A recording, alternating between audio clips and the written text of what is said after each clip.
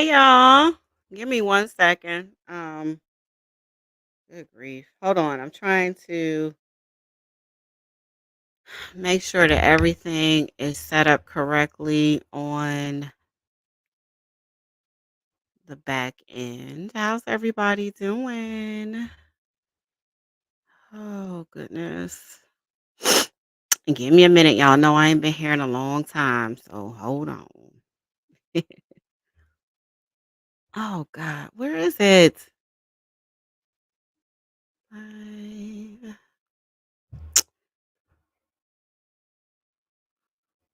everything set up right? Okay.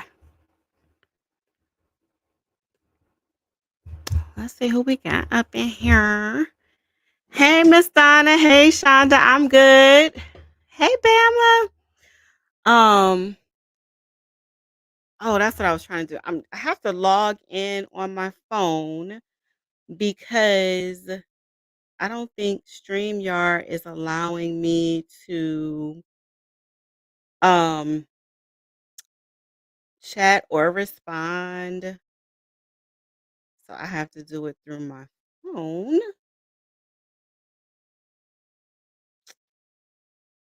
Here we go.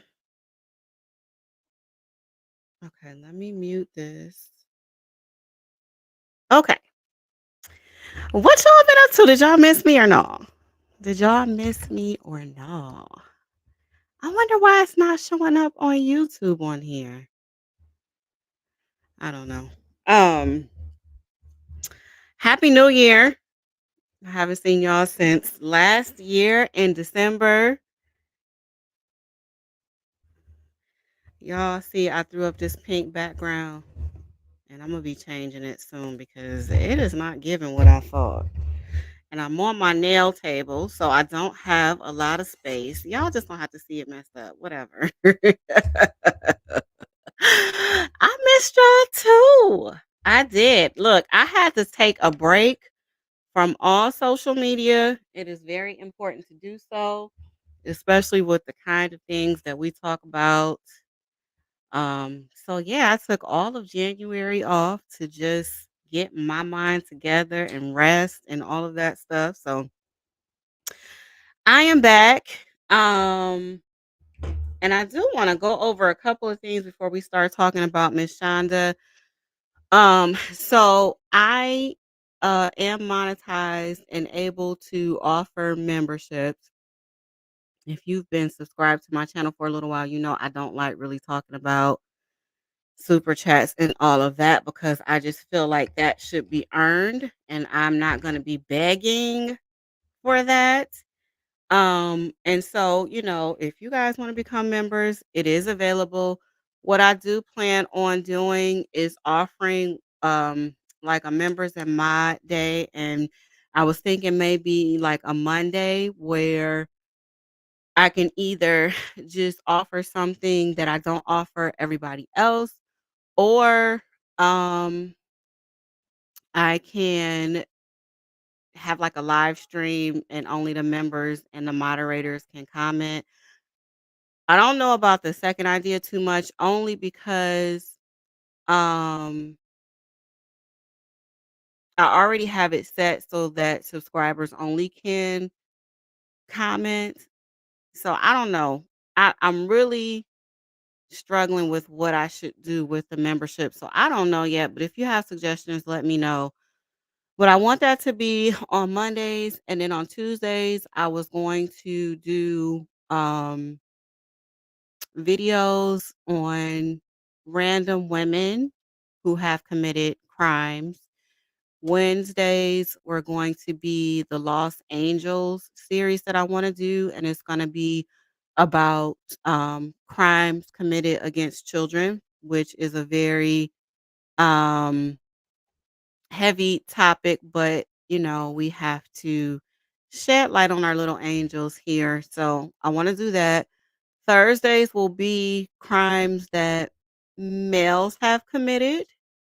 And then Friday will be kinda like a personalized video, so, like, they can be like a get ready with me, like, I know this Friday I'm gonna upload a video of just me getting ready and then just answering, like, 50 random questions about myself. So I thought that would be kinda cool to tie into just learning a little bit more about me. I can learn a little bit more about y'all, um, and just kinda, give ourselves a break from, um these stories. And then I will only probably go live twice a week. So it'll either be a Saturday or a Sunday and then another day during the week, just depending upon my work schedule, and all of that. And I will be starting my nail tech program to finally get my license, y'all. Either February 27th or March the 5th. So I will be busy with that and working part-time. And yeah, so we're gonna try that and see. But whatever ideas you guys have, please let me know. I don't have my mouse because I'm not at my regular table. Bama. Bama, did you get your wrench? I think I set it up for you to be a moderator. Let me know if you have it. Yes, it's very important. Hey, Tequila. I know, and I'm gonna do a separate video for Paul. I know the judge postponed his sentencing so that he can have a psych eval to see, I guess, what will be the proper punishment for him. So I think sometime he should serve sometime, but not as harsh as his mom. I know, I love y'all like my nails. I love nails. All right, let's go. So we're gonna talk about Shanda. For those that will be watching the replay and you are unsure of who Shanda is, she is originally from, let me get it right, I think Oklahoma. She has or had 5 children, 4 boys and 1 girl. She has an adult son and adult daughter. Little Timothy is the child who suffered the abuse and ultimately passed away as a result of it. Timothy is the son who, um, how can I put it? Basically, his mom forced him to inflict harm against his brother by way of starvation and abuse, ice baths, different things like that. And then she has a young son who she lost parental rights to, little G. So her trial just ended what, about 2 weeks ago, I guess, and she was sentenced to, was it 99 years? 50 years for the child abuse and 99 years, I think, for the unaliving. So I felt like we could just go over the highlights of that. Now, another thing I have to be careful with too is with rebroadcasting a lot of these trials. YouTube is cracking down on that. You have to have a Rule 22 to stream trials, and that's basically permission from the judge. So I know a lot of us fly under the radar with it, myself included, but I think it's because my channel is not one of the large channels, and so I get away with a little more, I think. Um, so I have to be careful with streaming that and just like I said, rebroadcasting it. So it'll probably just be like small snippets of just highlights of trials. It won't be me playing like entire trials anymore and just basically giving commentary like I do pertaining to what we're watching. So I just wanted to let y'all know that as well. Let me see something. Hold on. What am I doing? Okay. Let's start with the body cam footage of when the police arrived to Shonda's home. Um, just a little backstory about that. Shonda had discovered little Timothy unresponsive in the little closet that she made him sleep in. And she waited about 20 to 30 minutes before calling the police. She called her son Timothy into the room to try to arouse him, but he was already gone. Um, this poor baby had been starved for at least 2 or 3 months. Um, and they said that he weighed 69 pounds at the time of his death. He was 13 years old. And so she calls 911 finally, and she puts on the performance of her life. So let's watch that. This video is from Rottweiler Investigations. I did pay my YouTube premium bill, so we won't have any ads. So let me share this real quick. And put up this banner so they know that I'm borrowing their video. Hold on one second. So I'm starting it. Um, when she's on the porch. Can y'all see that? Maybe. Let me see. Hold on a second. Sorry. Okay. Some people coming over to talk to you, okay? You have another son inside the house? I do. Yeah. Are they sleeping still right now? One of them is. Yeah. The 20-year-old's awake. He's 20? No, the 20-year-old's awake. Okay.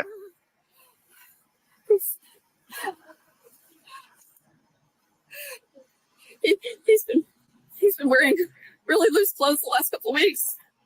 He's really skinny. He's really skinny, and I didn't notice till this morning because he wouldn't, like, I asked him if he's okay, and he would not answer me. Like, he's 15. He's been...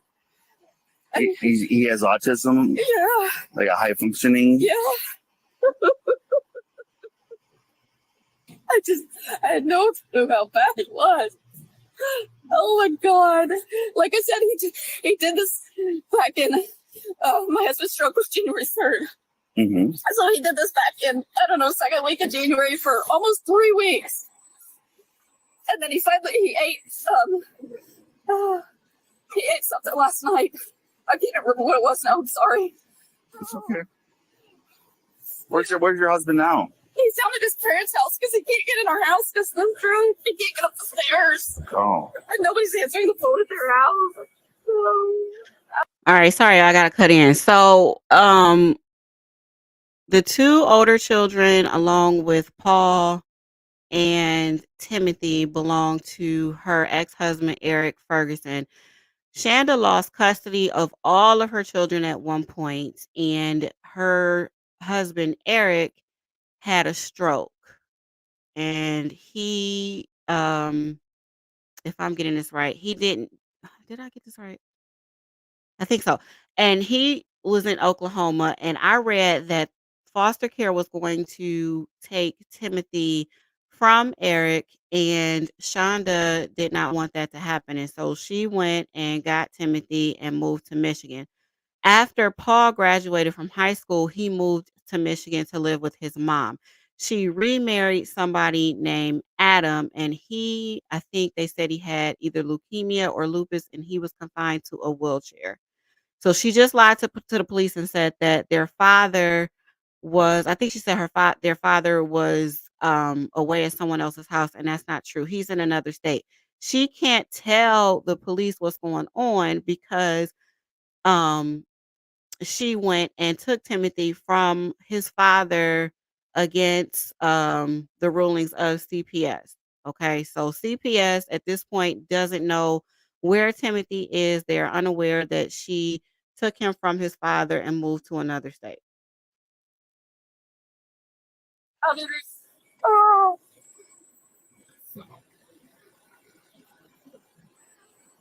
Oh. You can go back in the house if you want, but I can't. I gotta keep the basement secure. You can't go down there, okay? I get it.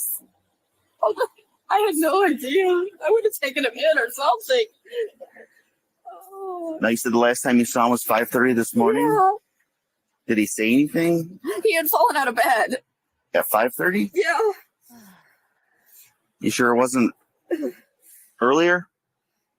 I mean, it's possible. I thought it was 5:30, but I wasn't super awake. I heard a thump, and I came down, and he's kind of laying on his side, kind of like, what the heck? And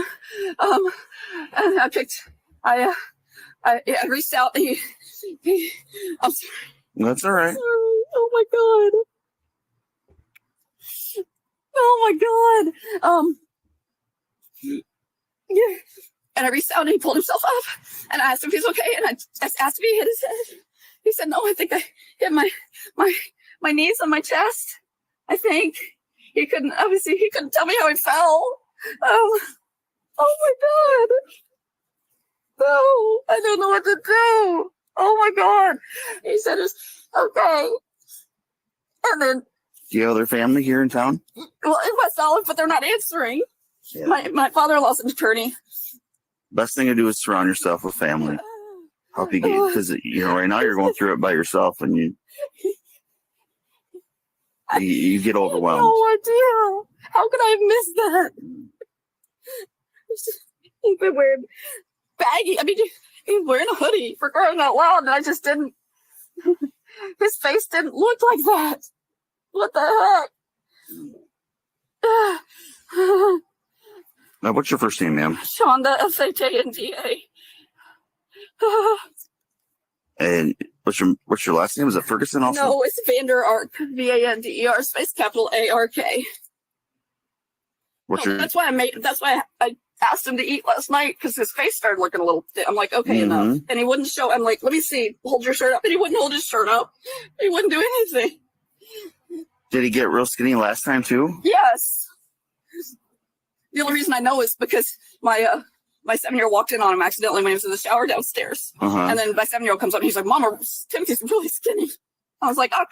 Was that this time or last time? That was like first week of February is when DC discovered that. And I told him he was either going to multiple times a day, or I was taking him to the hospital, and he didn't want to go to the hospital. So he ended up eating on his own. Yes. Okay. And then so this last time, was it because your husband's wasn't home? Well, he hasn't been home since January 3rd, but he had a grand mal seizure. God, it's been 3 weeks ago now. And it was right after that. He actually mentioned he was hungry the day his dad and stepmom called to tell us they were divorced and moving to Florida last week. Where do they live? They lived in Oklahoma, but they moved to outside of Jacksonville, Florida, and they're not answering their phone either. Okay. And that's his biological father? Yeah. Yeah. He moved up here with us last May because his dad couldn't handle him. And he's been great. I mean, last May, like as in May of last year or this year? May of last year. Okay. May of last year. And he goes to school and everything he was? I've been homeschooling him online because it's high functioning. He's just done better at it. I can show you his grade report online. I've got all it's online. Okay. Is he doing okay? Yeah, he was failing math, which is not unusual, but he was passing everything else. What's his date of birth? 8/6/2006. I tried to check it in the last few days, and he just wouldn't let me anywhere near him. He didn't want a kiss, a hug, nothing. Probably didn't want you to give him a hug, because then you could tell that I would have known. And I told him he was stumbling a little bit last night, but he's not the most coordinated kid in the world. And he said it was okay. And then he ate. What was the last time he ate, you think? Last night. No, Gabriel, keep him up there. He ate. He ate toast. There's two. There's a 7-year-old and a 20-year-old. The 7-year-old was asleep. I guess he's not now. Oh my God. I should have made him eat. I just know. I feel like such a failure. You see there's food in the house. Oh my God. Where does he sleep at? Right there in that room? That loft bed. Okay. So notice there's another loft bed in another room. Yeah, that's my 7-year-old, but he's been sleeping with me since the youngest is my husband's and mine. And he's been sleeping with me since his daddy had a stroke. Okay. Because he's scared. And I offered to let Timothy move in there because but he wanted to stay in his bed. Oh my God. No. I should have made a feed. I should have done something. Can they really hide that from you like that? They can hide a lot of things from you. Oh my gosh. What's your date of birth, ma'am? 3/13 of 79. What's your phone number? I'm sorry. Area code 405-537-6900. Okay. You can call. You can make some calls if you want again. I'll try again in a minute. I'm sorry. I don't know what No, to do. nothing I can say could help you through this. You know, it's the best thing is to do is just bring your loved ones in and just. His baby brother doesn't know what's going on, and I'm gonna have to tell him eventually, but I don't want to yet. Oh my gosh. Well, we have to investigate every death. So I can't let anybody go in the basement for now. Okay. A medical examiner is going to be coming here in a little bit. I'm sorry, it's a little cluttered down there, but You're fine. I'm sure y'all have seen a lot worse. Okay. You're probably going to get asked same questions multiple times. So I'm sorry for that. It's fine. I just, like I said, I feel like I just missed something. So if you want How to, could he hide that from me? How could he do that? Oh. I work in White Cloud. mm-hmm. So Well, I that's a love my long job. way. I'm law clerk to the circuit court judge up there. I love my job, but yeah. Oh my God. Oh my God.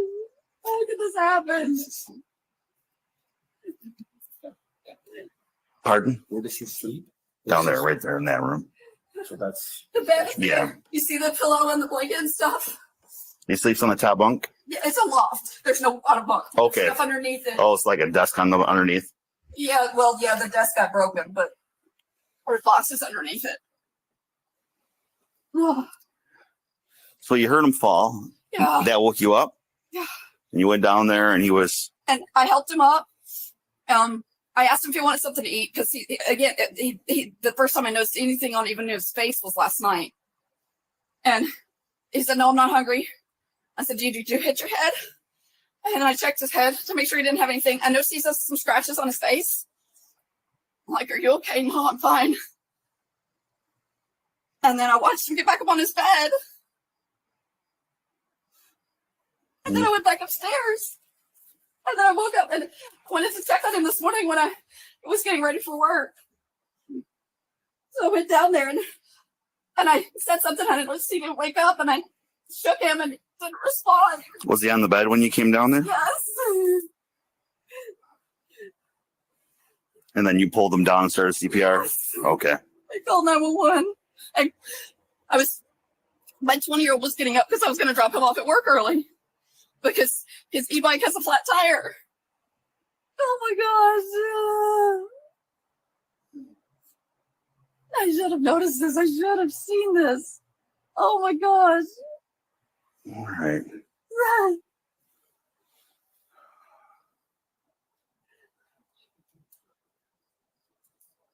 No. We have people coming to talk to you called victim services. Okay. They'll help you through Thank you. the grieving process because Please. I feel he's really good at hiding stuff. That's part of the reason his dad couldn't handle him is because he kept lying about stuff. Oh, Lord. So if you don't know, Shanda is a law school graduate. She graduated second in her class and scored a 182 out of 200 on her bar exam. She is highly intelligent, but a fool. Okay. All she did this entire time was paint Timothy in a bad light and made it as if he was so uncooperative and so hard to deal with that she kind of just left him alone. There is no 13-year-old on the face of the earth that would deliberately starve themselves. Even a baby will not allow themselves to starve if they can help it. Okay. Um, she's getting ready to go in this house because she is going to hear the other officer initiate questioning with Timothy. Timothy is, I mean, I'm sorry, with Paul. Paul is the older brother who helped orchestrate this crime. Now, Shanda would be at work for the majority of the day. So after she graduated from law school, she was a law clerk. And ironically, she was a law clerk to the same courthouse where her trial was conducted. But anyway, she had a great ways to drive to work, and she would clerk for a judge all day. And then she would come home. Paul was responsible for feeding his little brother and torturing his little brother Timothy all day long. Shonda had installed cameras throughout the house. The cameras were connected to her phone via an app, and so she could literally see every move that Timothy would make. She caused, or not caused, she forced Timothy to stay up all night, standing up. He wasn't allowed to sleep. He wasn't allowed to eat. His punishment consisted of starvation, ice baths. If he had to use the bathroom, he was given 1 minute to urinate, 2 minutes to poop. Um, Sleep deprivation, forced to not wear any clothing, forced to walk outside without pants on, um, just things of that nature. And she would watch the camera periodically throughout the day as much as she could in between doing work for whatever judge she was clerking for. And if she noticed that Timothy was sitting down or anything like that, she would immediately text Paul. Paul was then to go in and intervene. Um, Let me see. Okay, so I'm gonna start back again.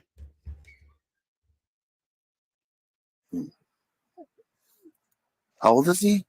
15. 15? He'll be 16 in August. Okay. But his dad texted me last May and said, I can't handle him anymore. I have to send him to live with you. And I'm like, yeah, sure, absolutely. Why was that? What did Now I can't remember if Shonda. I will have to go back and look at my notes. I can't remember if she forced exercises, but I do know that Paul said his biological father, when they lived with him, he would force them to do wall sits and squats and hold cans while in the corner and things like that. I can't remember if he said that his mother forced Timothy to do that or not. I just have to go back and watch. If we have time, we're gonna listen to the cross examination as well. So it may be in there, but I can't remember, Bama. what did he do that? He was lying to him. He was destroying things. Is he hard to deal with? I don't think so, but I'm stricter than his dad. Mm-hmm. So I don't know if that, I mean, he's, the lying's been a problem. But nothing major. Yeah, nothing crazy. No.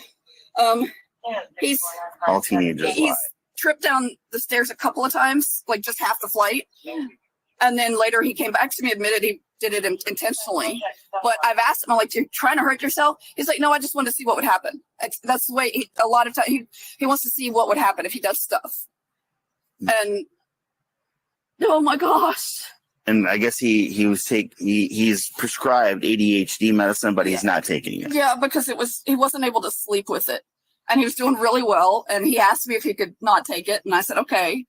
And it was killing his appetite. That doesn't help. He started. So see, you hear the excuses. She's already trying to plan excuses. He wouldn't eat because of the ADHD medication.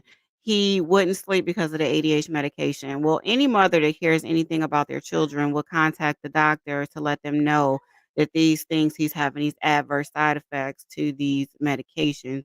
The reason why we know she's lying is because she did not have custody of Timothy. Therefore, she could not take him to a doctor. Timothy had not been seen by a doctor while he was under Shonda's care.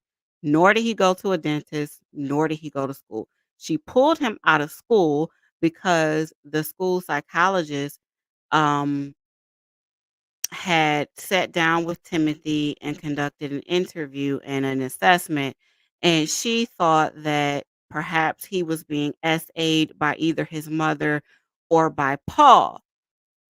Shonda got wind of that and pulled him out of school. It had nothing to do with him being high functioning or anything like that. We're in a new time now where teachers are trained to deal with students who have IEDs and need specialized education. So that's no excuse. There are children with autism that go to school, graduate, and are successful. She was not at home during the day anyway to homeschool him. She pulled him out because the teachers grew suspicious of what was going on with Timothy. Okay. And again, he was not on any medication for anything at all. He hadn't seen a doctor in years. He quit taking it about the time of the first hunger strike because when he finally started eating and he was But he did eat last night, you said? Yes. He had some toast with butter on it. It's what he had. That's all he wanted to eat. He said his stomach was a little upset and he didn't want to eat anything else.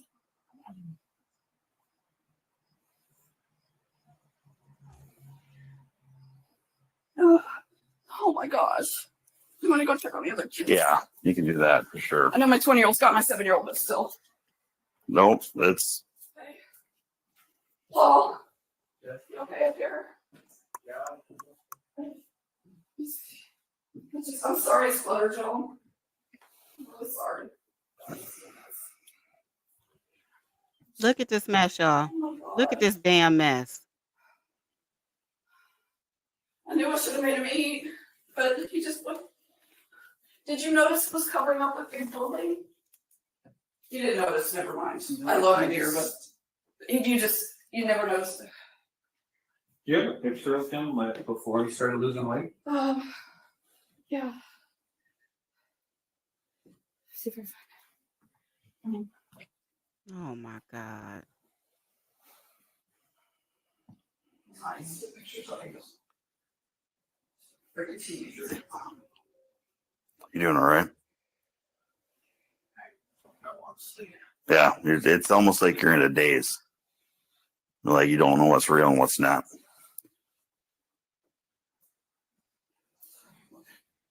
Hey, have you been talking to him at all recently? I talked to him yesterday morning to get him up. That was right basically when we started. Okay, so how long ago was that? Did you know that he was in this hunger strike? I think yeah. Now watch Did I her. tell you or not? I don't know if I did or No, not. I didn't think you did. Because he's skin and bone. I know, and I just how did he? He's really. Well, he doesn't communicate with him hardly at all. Like they say hi and they don't. Yeah, he's. Are you guys full brothers or half brothers? They're full. The only half is the one that's in there. Okay. We are full. Yeah.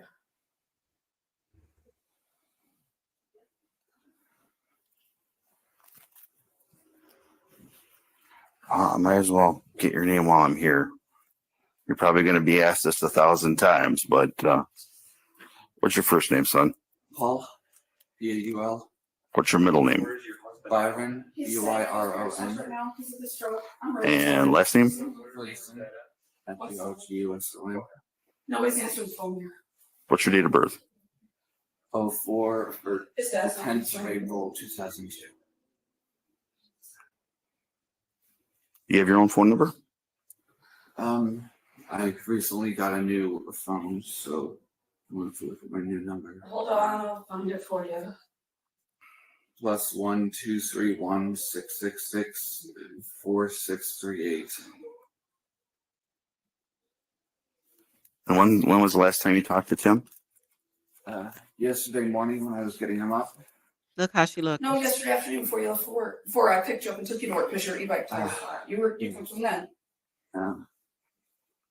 I got off of work at 1 Alright. this morning. Has he talked to you recently about his problems at all, or what he's dealing with? No, he never said a word to me. Hmm. Did you guys have normal conversations? I think the last time we did was before all of this happened. After that, They he just kind of shut literally, himself. because he works a lot and they Mm-hmm. Yeah. And sometimes brothers will tell each other what That's true. they're not willing to tell their parents. Why you went on hunger strike? I mean, I'm assuming He didn't even know anything about it, he said so. All right, so they did not arrest them immediately. She before they called 911, she sat down with Paul and basically told him that he had to lie to the police and let them know that his little brother was on a hunger strike. And they made many attempts to get him to eat, but he just didn't want anything to do with that, which is just absurd. And so the police left. They got all the information that they could, and they left. And so Shanda, Paul, and the younger brother, I won't say his name, um, left. Now, before they left, Shanda went and got all of the video equipment, and she got all of the memory cards. And as she was driving, she ripped them as much as she could and just threw them while she was driving, thinking that she got rid of evidence. But she's not too bright, okay, because we live in a time now where it doesn't matter if you destroy that because they can get a forensic um, individual to download anything and it will give them all of the information that they need. And that is how they got the majority of the evidence that they used against her. And so I think she and Paul were both brought in for questioning. A couple days later, Paul had an interrogation. I'm not going to play it because the audio is not the best, and I don't want to take the entire video that belongs to Rottweiler, just a few. It is generous of them to let us use their content, so I'm not going to take all of it. But if you do want to watch Paul's interrogation, I will link the video below in the description so that you can go ahead and watch it at your leisure. But basically, in short, he just in the beginning of his interrogation, he was taking up for his mom and just said, that Timothy was starving himself. And then once the police showed him basically like autopsy photos showing how skinny his brother was and things of that nature, Paul changed his story and basically told, what his mom did. So it is a pretty good interrogation, but I'm not going to play it. What I am going to play, however, is Shanda when they arrested her. So they arrested her and let Paul go home. So let's jump to that part. It is about I think like 7 minutes.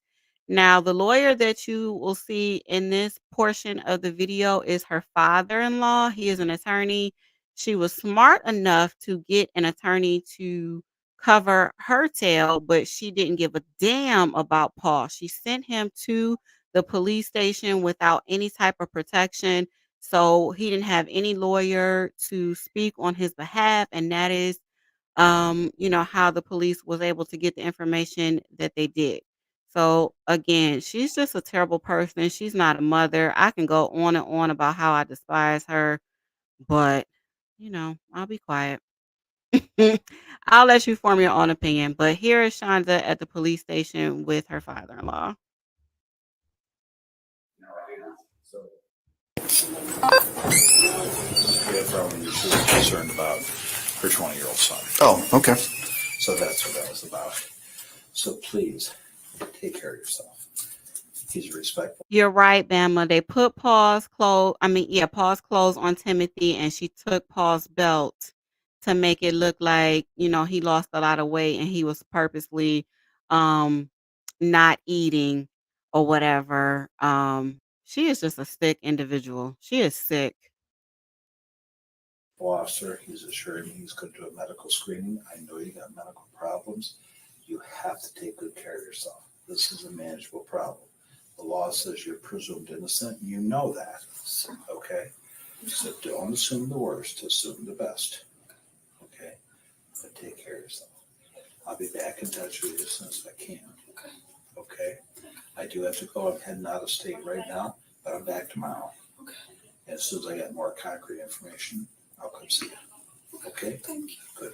Please take care of yourself. You got any property you want me to take possession of? Because you can't keep anything in here. I've got my ID. I don't. You should keep that. Yeah, we should bring that with you. House keys. Paul doesn't know where another set is. He doesn't know where another Now, set this is how much you see, I gotta stop here. I'm sorry. Y'all that's been subscribed to me know I talk a lot. My opinion is unwarranted. I don't give a damn. Okay.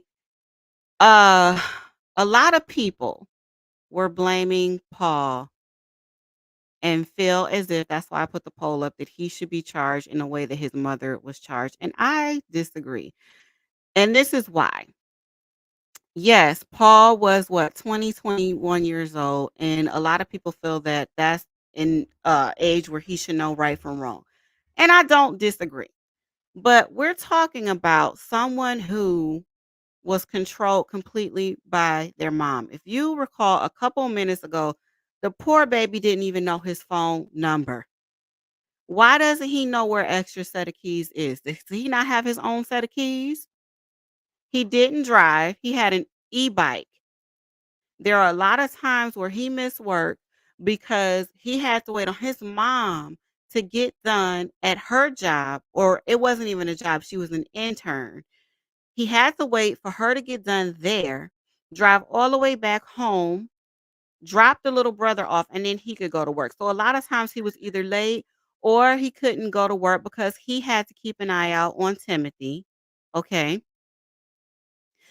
He wasn't making that much money. I think he was only working part-time, wasn't in college, wasn't learning a trade. He wasn't allowed to do anything.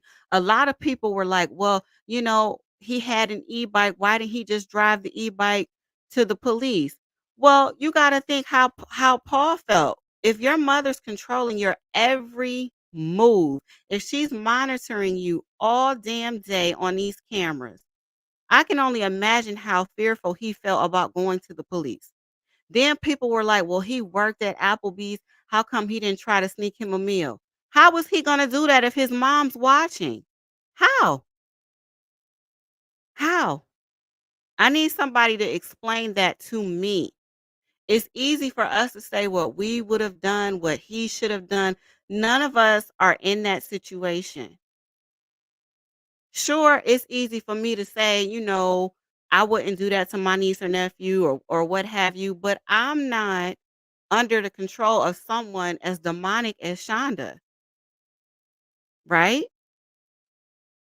And I'm so glad that the judge ordered for him to go and have a psych eval. Something's wrong here. Now, I know during his testimony, he said that he learned that he was a victim of Stockholm syndrome or whatever. And I see a lot of that. I'm wondering if he himself is autistic or what have you, and what else could be wrong with him. It's just so sad, and it's so easy to just blame somebody else, and I just can't find myself to do that. I can't. I can't. She was the mastermind. She was the one to control everything. She was the one that provided housing for Paul. She provided extra money for him. He's not getting paid that much being no server part-time at no Applebee's. She controlled all of that. So he's going to do what she says. He doesn't have anywhere to go. He can't go back and live with his father. His father was physically abusive to him. What was he supposed to do?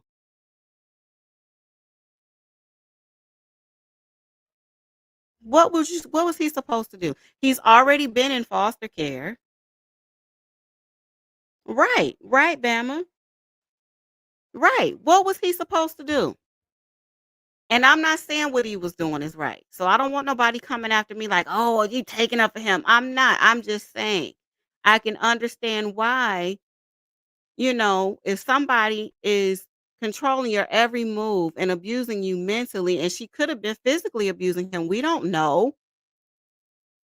You're going to do what you got to do so that you don't have to endure that.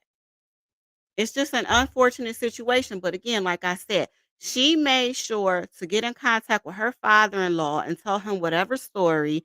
And he met her there.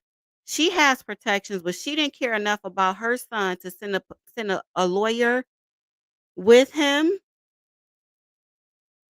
Come on, man. of keys is. Okay. Should I give them, you want me to give them to Paul? Yes, please. Okay. If I take this, It's just Yeah, I can do that. I'll take them. I'm Oh, sure it's okay with No, you. that's fine. I don't think I have this. I didn't bring anything. I was just cold.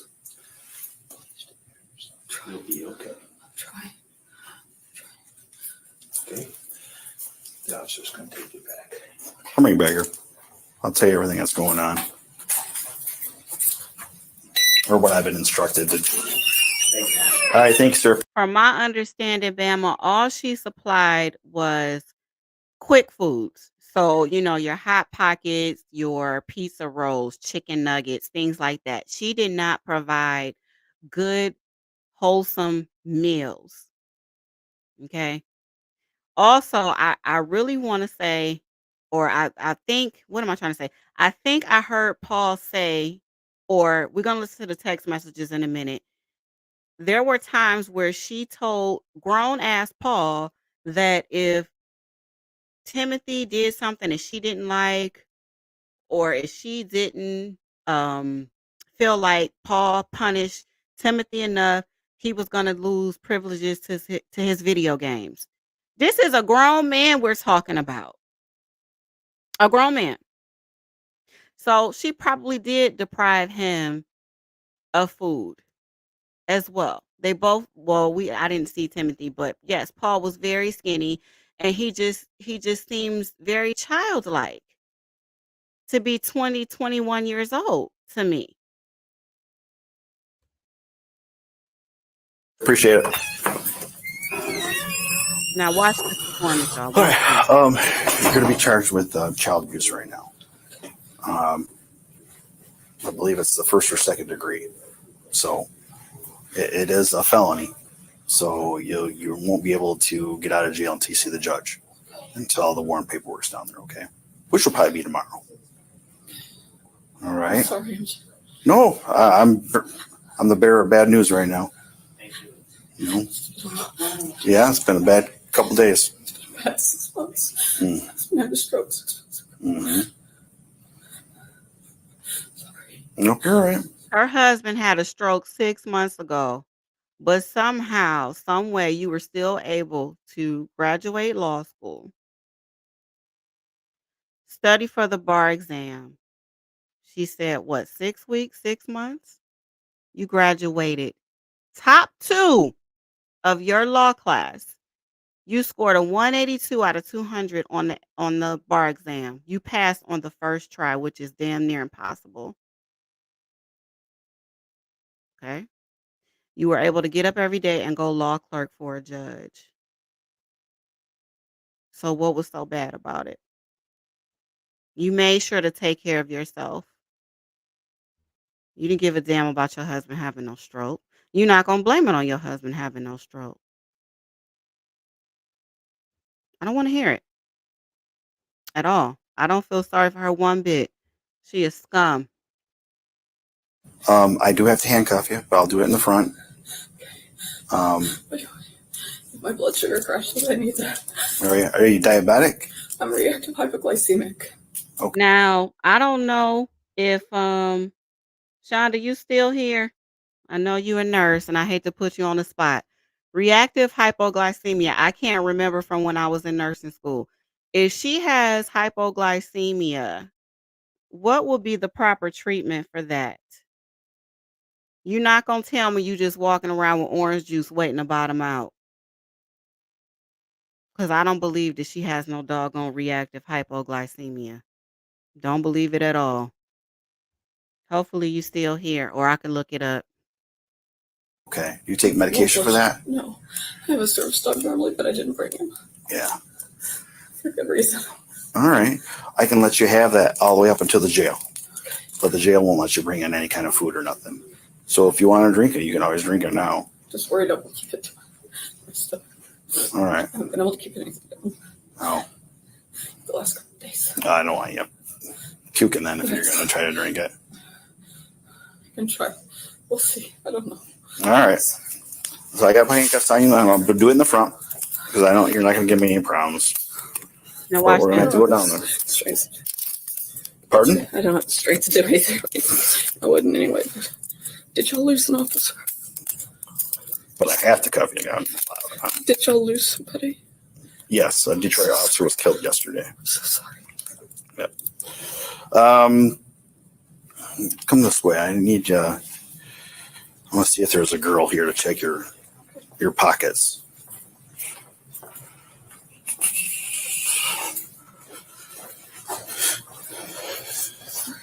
All right, let's go over here and sit down. Relax for a second. Because like I said, I'm the bearer of bad news. I know. Just have a seat for a second. Relax.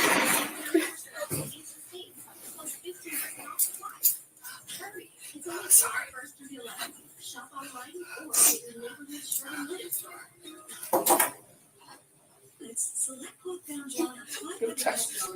I'm sorry. Trash can.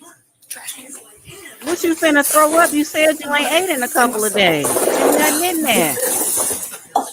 I'm sorry. Girl. You're right. Do what you got to do.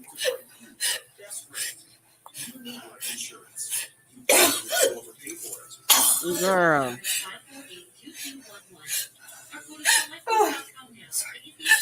Mm-mm. Girl. You throwing up bile at this point. Oh, I'm sick of her. Let me research this. I'm sorry.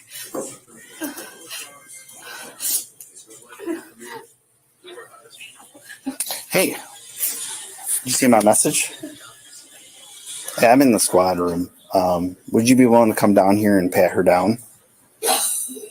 I also need to know what the specific charge is. All right. Thanks. Bye.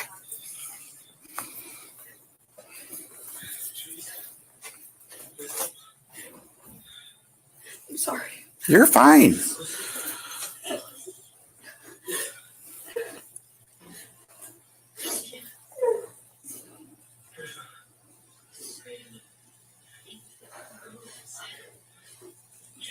Detective Alm's coming down here. I think here's one of the female detectives that was at the house yesterday. I don't remember names. I'm sorry.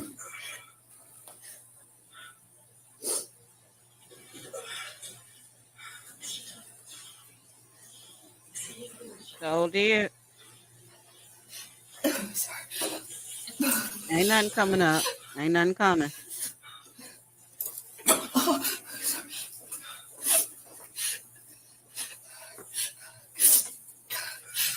I'm sorry. Did they say like first degree, second degree? That was Matt. All right. All right. All right, Shanda, I have to search you before you're taken to the county, okay? Shanda. Sorry. She shouldn't have anything on her except for ID, but I didn't want to do it. So I'm sorry. you able to stand up there? It's not like I have anything left in this stuff. Yeah. Wasn't nothing in there Luckily. when you start driving.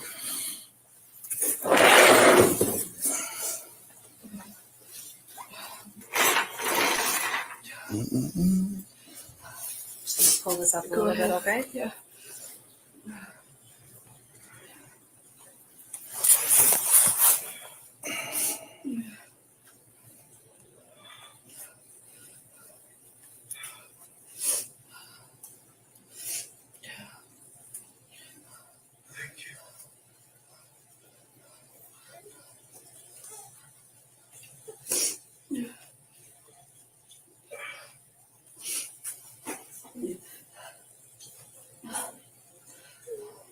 I might have a tissue in there. Mm-hmm. Don't remember. Can you stand up for me just a little bit? Sorry.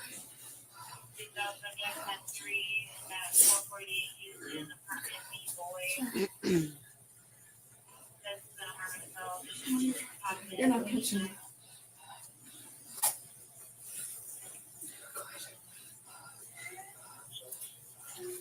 I do have to go under your brow, okay? So It's just a camisole, just so you know. no bra? No, I just wear these. I don't have a whole heck of a lot to hide anyway, and they're comfortable. Can you stand up straight for me? Oh yeah, I'm sorry.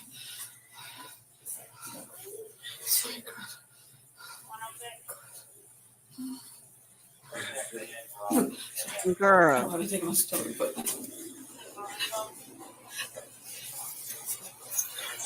me, please? Sorry.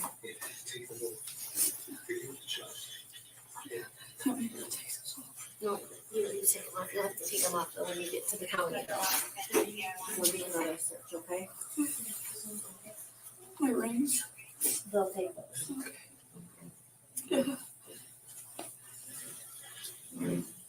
Okay, you can stand up. I'll take this out and I'll try to put it back in for you.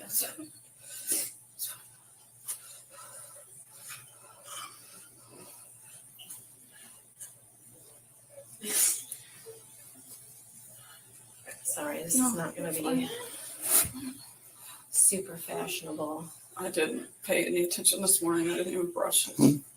You can put it back up, with, especially with being cuffed in the front, for sure.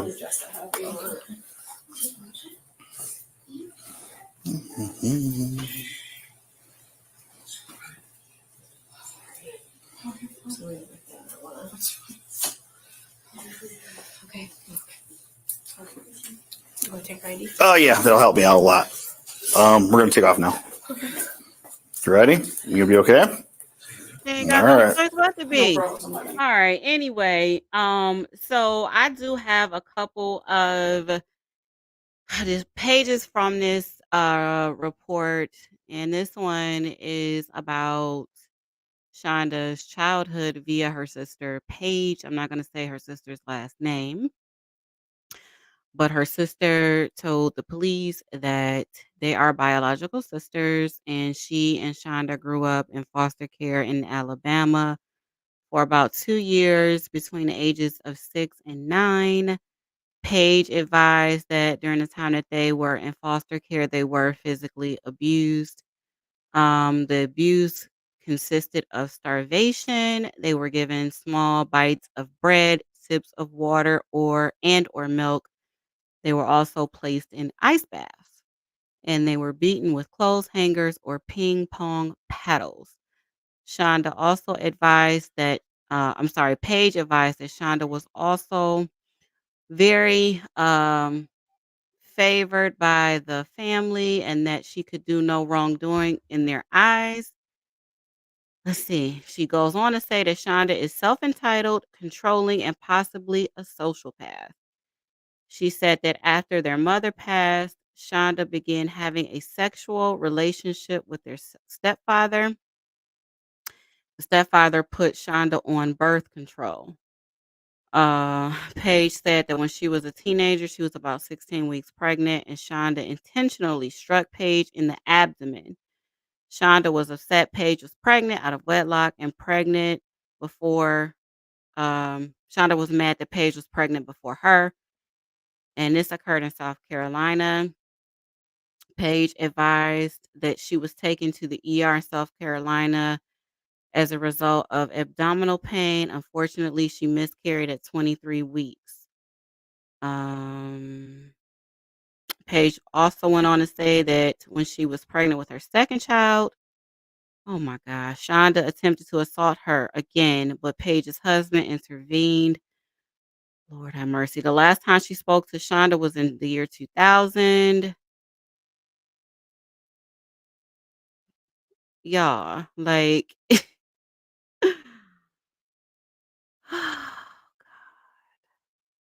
I read somewhere that Shanda and her sister's mother was the heir of a millionaire or something like that.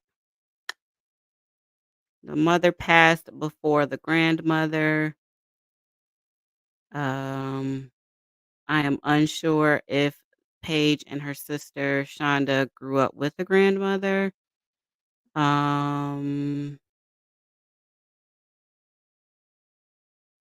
Let me see if there's anything else I can throw in here before we get to the end of this arrest. Nope. Okay.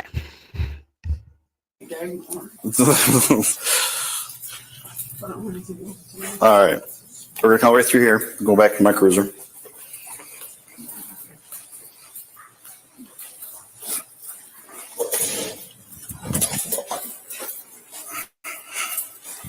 Right, Shanda? I know. Yeah, it's I'm super sorry warm, about that. unfortunately.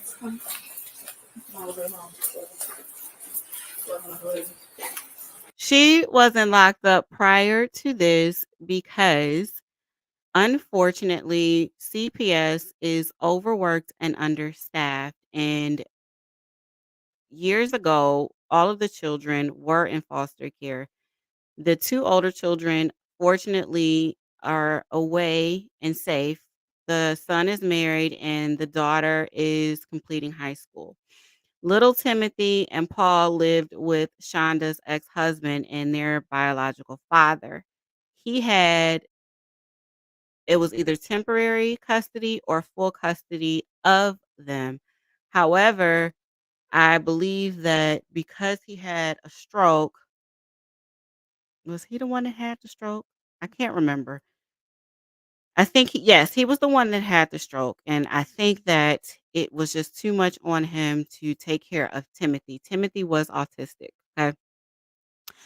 And so I read that Eric told Shonda that he would have to place him in foster care and that they would have to, I guess in Oklahoma there is something where when you have a biological child in Oklahoma, you have to pay child support or something like that. And so Shonda illegally um, took Timothy and went to Michigan. So CPS had no idea that Timothy was not in Eric's care any longer. There was no way of them knowing that. And that's why I'm left to assume that Eric had full custody of Timothy, and they probably just weren't doing those welfare checks to, make sure that he was okay. He was going to school, going to the doctor. He had everything that he needed. He was in good health and things of that nature, not being abused.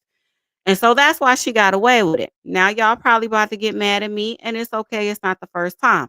I do not believe that Shonda wanted to unalive Timothy. I think she got great pleasure out of torturing him. Shonda is a person who has to be in control at all times, and we're going to see it a little more in a little bit. Okay, even down to the sentencing, she had to be in full control. She got great pleasure out of making Paul her bitch baby. Yes, I said it. And making him do whatever she said or else. She got great pleasure out of um, torturing Timothy. He's helpless. He's a young boy. Okay. She got pleasure out of it. It's just that simple. It's just that simple. And I think it did shock the hell out of her when he passed away because I don't feel like that was her intent. Now, I don't know what she thought was gonna happen by starving this baby. I don't know how she thought he was just gonna survive on bread. She probably thought, okay, well, I did. There's no reason why he can't. Okay. But her sadistic ways did not just start with these kids. This is something that happened with her a long, long, long ass time ago.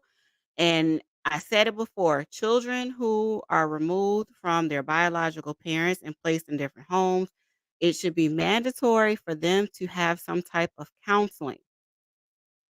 It is very difficult for children to grow up one way and then the next day their lives are completely different. Children aren't great communicators, okay? So it's not easy for them to just come up and say, okay, well, I feel this way or I feel that way and I don't like it.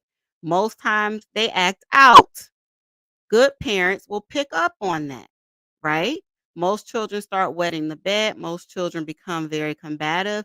Most children start acting up in school. Some children run away. There are different things that a child will show you to let them know that they don't like something or something's going on with them.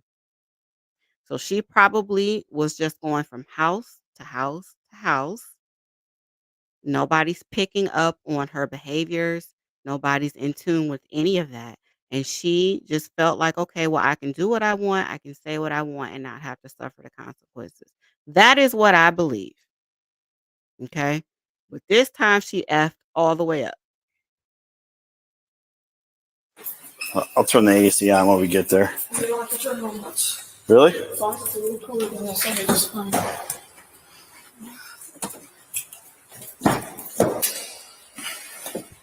Bama, she did not. Oh, hi. Who was that? Hey, Sarah. She did not. She did not. So the older son and the sister, they were in foster care, I think for I don't remember what age they went to foster care, but they were pretty much raised there. And then the son, he went on to college. He's married with children of his own. Her daughter, which is 17 right now, is on her way to graduation and she is living a good life. Paul um lived with his father until he graduated, and then he went to live with his mother because of the abuse he endured at his father's house. And then we know what happened with Timothy, and then little G, she was raising him. Little G was her favorite for whatever reason. So, to be honest, she didn't raise anybody because she didn't do anything with Timothy, and Paul was just, I don't know. Excuse me. So, no. At one point, she didn't have any of her children.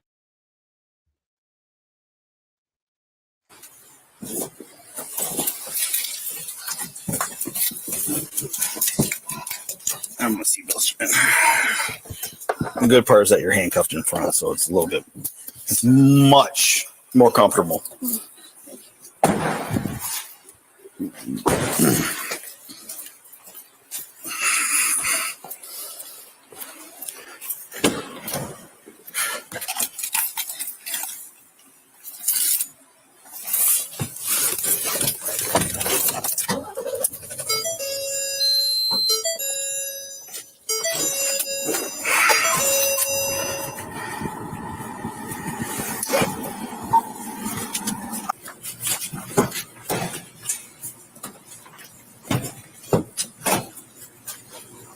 Gotcha. Hold on, y'all, because I want to get to the bottom of this. So, Adam is the father of little G, yes. All of the other 4 children belong to Eric. I thought I read that Eric had the stroke, and that's why he went to live with his mom, and they were living in Oklahoma at one point, but they now live in Florida. Adam has passed on, and I thought I read that he either had leukemia or lupus, and he was confined to a wheelchair. Is that correct? I have it written down. Here we go. Hold on, y'all. I took a bunch of notes. Okay. 5 children. Tim. Let's see. She had 2 spouses. One. Let's see. Hold on. So Eric was going to surrender Timothy. Adam Vander Ark died in February of last year. Eric lived in Oklahoma with Shanda, and then he had a stroke January of 2022. Okay. Paul left to live with Shanda after graduation. She took Timothy and moved to Michigan. And then Eric moved to Florida. Okay. And then Paul said that the father forced him to do wall sits. And there was a lot of mental abuse and things like that. Paul also said that his father, Eric, would take most of the money when he was working. Um, Let me see. Timothy died from hypothermia and malnourishment. He was reported to have He was autistic, had ADHD, motor impairment. Um, but none of these have been confirmed because Timothy hadn't been to a doctor. 2009/2010 is when all of the children were in the custody of the state. The 2 older children stayed in foster care. Paul ended up with his father. Timothy ended up with his father. Little G wasn't in the picture yet. Um, Hold on. Is that everything? Okay. So is that right? Right. Eric is in Florida.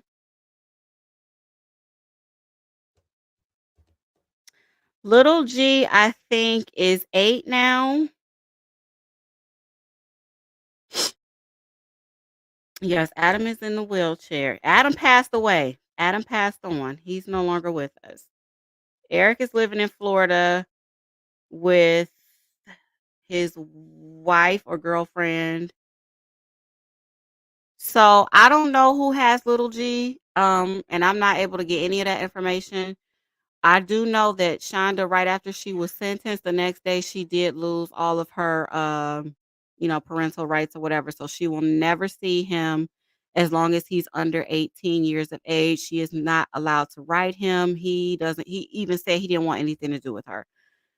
So he can't be with his father. His father's Adam. He passed on. So maybe his grandmother.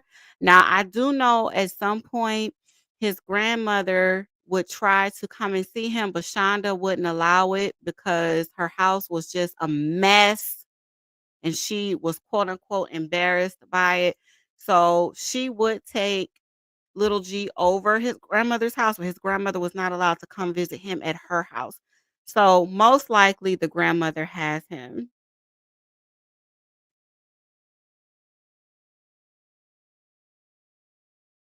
Yeah, so his grandparents. No, Adam's passed on.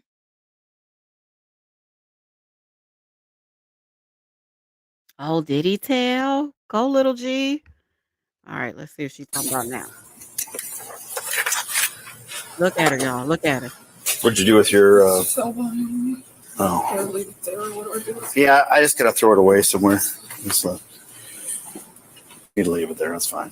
Sorry. Oh, you're right. I just wanted to give you this chance to, if you wanted to drink it or not. That's a good idea. Not from all the gagging.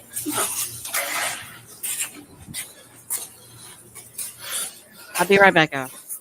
Just hang tight for a second. We're good. I wouldn't advise it not to. It's not a clean place. Right here, that was. Crouch. Yeah. Sorry, I just go out. No, you're fine. I'm gonna take your temperature.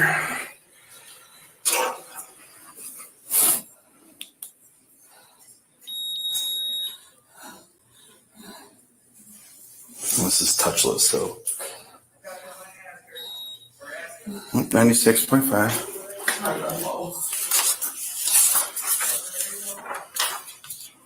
I usually go at 97 even.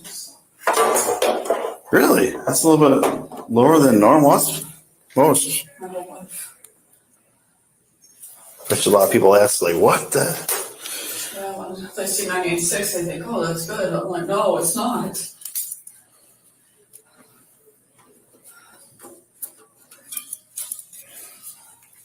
I got your ID here.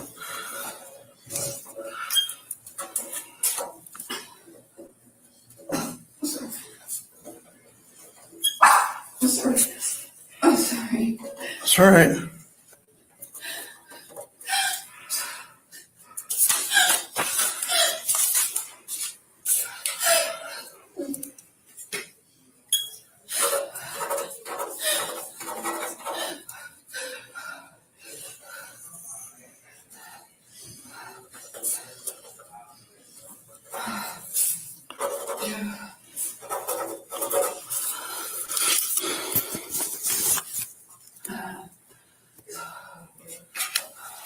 All right, I'm gonna take them cuffs off. You gotta put everything in this bag here, including all your jewelry. All I've got is that. Pardon? All I've got is those. Okay, Okay, I'm lightheaded. I'm sorry. that's right. Take these off. Can you just sit? Huh? Can you just sit while you sit? I'm trying not to. Oh my gosh.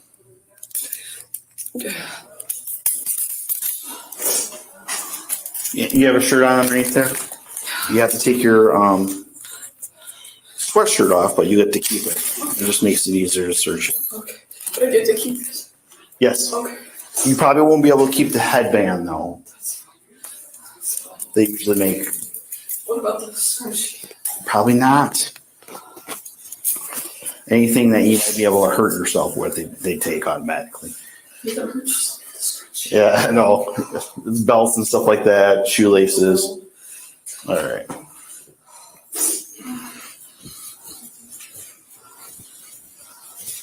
Oh, what kind of shoes you got? They're basics. All right.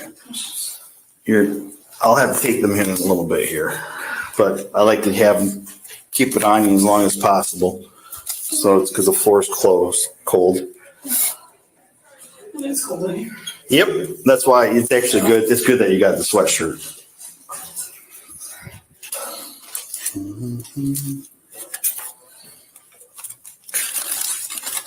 Looks like she's already coming. So go ahead and slip your shoes off there. Or just shoes. Just shoes. Good I cheap love size. this part. Yep.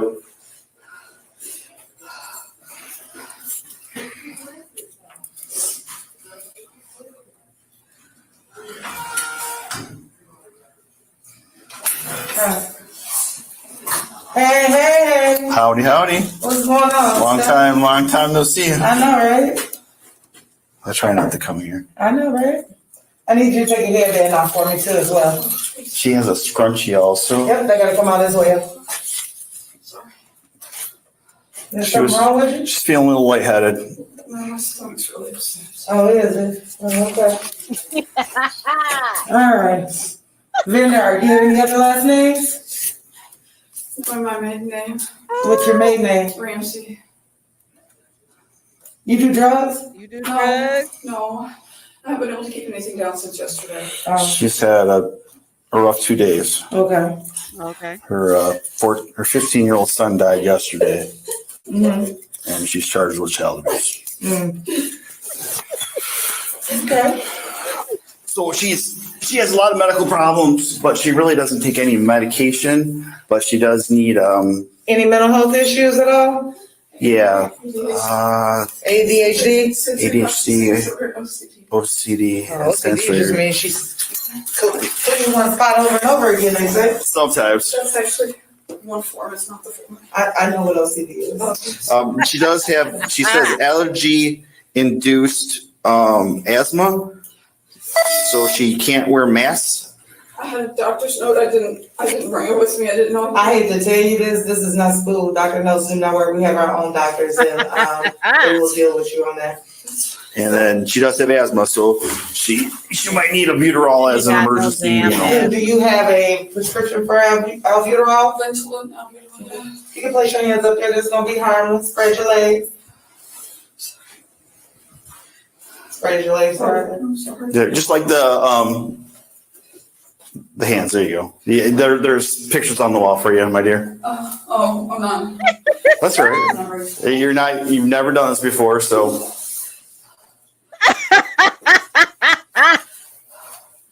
You ain't got no bras? No, I just wear canvas. It's more comfortable, I don't have much folding.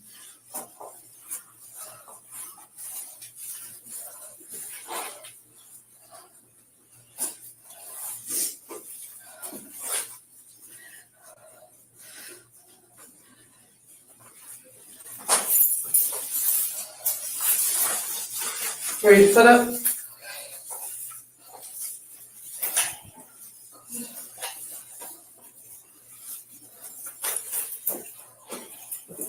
Can I put it down? When I get done. Oh, I'm sorry. No, you put your leg Oh, down. I'm sorry. I'm sorry. Ready to sit up? I see she ain't hyperventilating no more.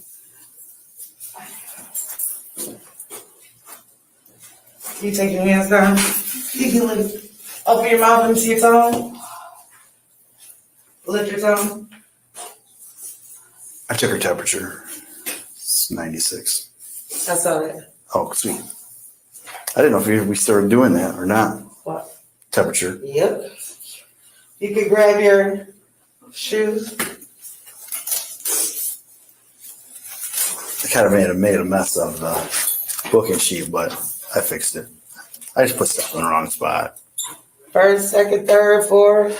They just said the felony, which would be first, I believe. Mhm. And I asked specifically, I said, what charge? And they said child abuse. I'm like, there's like a whole bunch of them. So. All right. Go ahead, follow her. You can grab some shoes. Oh God, that is my favorite. Do you hear me? Do you hear me? Um, Yeah. So let's jump to the next one if y'all still want to go. The next one I have on my little list here, we watched the booking, we watched the body cam. This is just a short video of the arraignment where she is denied bond. She is rocking back and forth, front to back, and even side to side because she just can't believe that this is all happening to her. So hold on. Am I still sharing this? Okay, here we go. Hold on. Off the top at 11, a horrific accusation of child abuse out of Muskegon County. A mother charged with the torture and murder of her son. News 8's Byron Tollefson has been following this case all night, and he joins us with the disturbing details. That's right, Brian. The Muskegon County prosecutor has handled plenty of these cases, but he says this is one of the most shocking. I've been at this job for over 20 years, and the things that walk through this door on a day in and day out basis are horrific and traumatic. But I can safely say that within my career, this is probably one of the more sadistic and tragic events that I've ever seen and witnessed and been a part of. And it's sad. Disturbing new details out of Muskegon County tonight of a mother charged with murder in the death of her teenage son. 15-year-old Timothy Ferguson, a boy with special needs, was found dead in his Norton Shores home. A medical examiner found that he died from malnutrition and hypothermia. His mother, 43-year-old Shanda Vander Ark, appeared in court for the first time this afternoon on murder and child abuse charges. As prosecutors argued for the judge to deny her bond, they read the disturbing allegations. In the denial of food to the child, feeding the child nothing but bread or soaked in hot sauce, pouring hot sauce down the child's throat, and placing the child in an ice bath, which we believe will be the explanation ultimately for why the child had suffered hypothermia, and that most notably happened the day before the child passed away. The judge ultimately denied her bond, leaving Vander Ark in a Muskegon County jail tonight. This court has grave concerns, not only about the safety and well-being of the community, but also regarding the ability of the defendant to flee. The county public defender, Fred Johnson, says that while these allegations are horrific, she should have been released. She has no criminal history. She has no place else to go. She has family here in the community. She's not a run threat. She's not a threat to hurt anyone else. Vander Ark graduated from WMU Cooley Law School last year and was working as a clerk in Newaygo County. Johnson actually met her 2 years ago when she was a law student. The fact that I actually know her and would never have thought this of her, that added to the surprise. It's unclear why Timothy was even in his mother's care. Prosecutors say that a decade ago, Oklahoma Child Protective Services recommended terminating her parental rights. In 2012, she agreed to leave the home and not have custody of her children. Prosecutors believe that Timothy came to the Muskegon area to be with his mother in May of 2021. I can't imagine any parent treating a child like that, let alone doing it over a period of time that ultimately, allegedly, caused this young man's death. So yeah, I mean, as a parent, I can't even put into words how I feel about another parent treating a child like that. Hilson says a 7-year-old child also lived in the Norton Shores home. He is now in the custody of the Department of Health and Human Services. That department tells News 8 tonight that generally, if a court in another state has issued final orders and closed its case, Michigan would have no knowledge of a parent moving and having a child in his or her custody. I called Timothy's biological father today. He did not want to comment. She is due back in court in about 3 weeks, but the public defender tells me there may be a mental health evaluation before that, which could delay the process.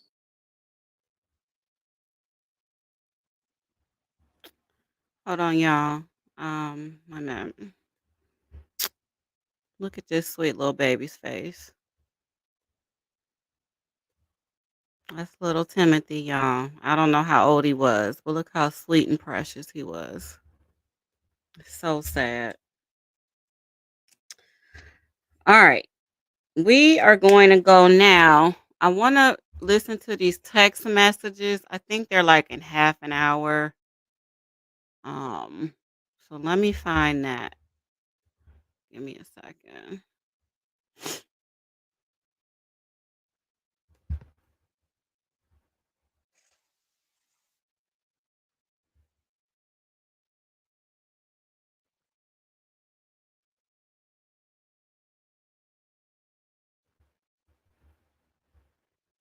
Okay.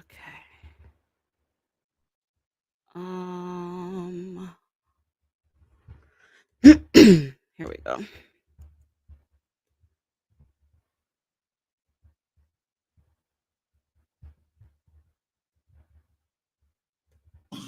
Is reading the part of the defendant. Mr. I think we probably should swear her in. So, Ms. Gilmore just pointed out that Yeah. that's probably a good idea for this portion. All right, Mr. Well, in the matter now pending, do you swear or affirm the testimony you're about to give will be the truth, the whole truth, and nothing but the truth, so help you God? I do. All right, put your hand down, grab a seat. Please state your name for the record, spelling your first name and last name. My first name is Stephanie, Stephanie. Last is Alm, ALM. All right, you may proceed, Mr. Roberts. Your Honor, can we get the lights on? Certainly. Thank you. Does that help? Does that get it right there? Yeah. Okay. And again, for the record, these are, you'll be reading verbatim the text messages between Shanda Vander Ark and Paul Ferguson. And we've also taken some lengths to make sure that you're identifying the dates and approximate times where these text messages will be sent. Is that correct? That's correct. And if we move to a different day, there's an indication there so the jury understands what days we're talking about, correct? That's correct. I believe you could begin. First, rude, and second, why are his hands free? And what did he get into that he felt he needed to brush his teeth to hide it? Sorry, I don't know he was up. What do you mean you didn't know he was up? Has he not been? I don't think we've got a date of this particular section, so before we get into the date. The date is 2/18/2000. Okay, I'm sorry, y'all. I probably didn't say what was going on. So they're reading the text message exchanges between Shanda and Paul over a variety of days. The male cop here is reading the messages from Paul. The female detective is reading the messages from Shanda, and I think it's a span of over 2 to 3 weeks. I'm not exactly sure, but it's just an eye opener. It's gonna basically just outline some of the abuse that Timothy went through. So here we go. 2022. Thank you. First, rude, and second, why are his hands free? And what did he get into that he felt he needed to brush his teeth to hide it? Sorry, I didn't know he was up. What do you mean you didn't know he was up? Has he not been upstairs against the wall? No. What? Why the heck not? I just didn't. What the heck has he been doing? According to him, he's just been setting. I don't know, though. I didn't know he was awake. Find out what he has snuck right the heck now, because I know he has snuck stuff since you weren't doing what you were supposed to. What do you mean you didn't know he was awake? You both should have been awake at 10:30. I am not happy. You know he wasn't just sitting there. Check the brownies in the kitchen. Check everything not locked away. Check where the flipping keys have been. I already checked everything. Correct, that concludes that section. The next date is February the 28th. And check his breath. I can almost guarantee he's eaten something. He was chewing on something when he walked downstairs. You and I will be talking about this on a later date when we're both home. Yes, he grabbed chips, I know. The break there? Yes, the next text thread starts on March the 4th at 8:59 p.m. KK.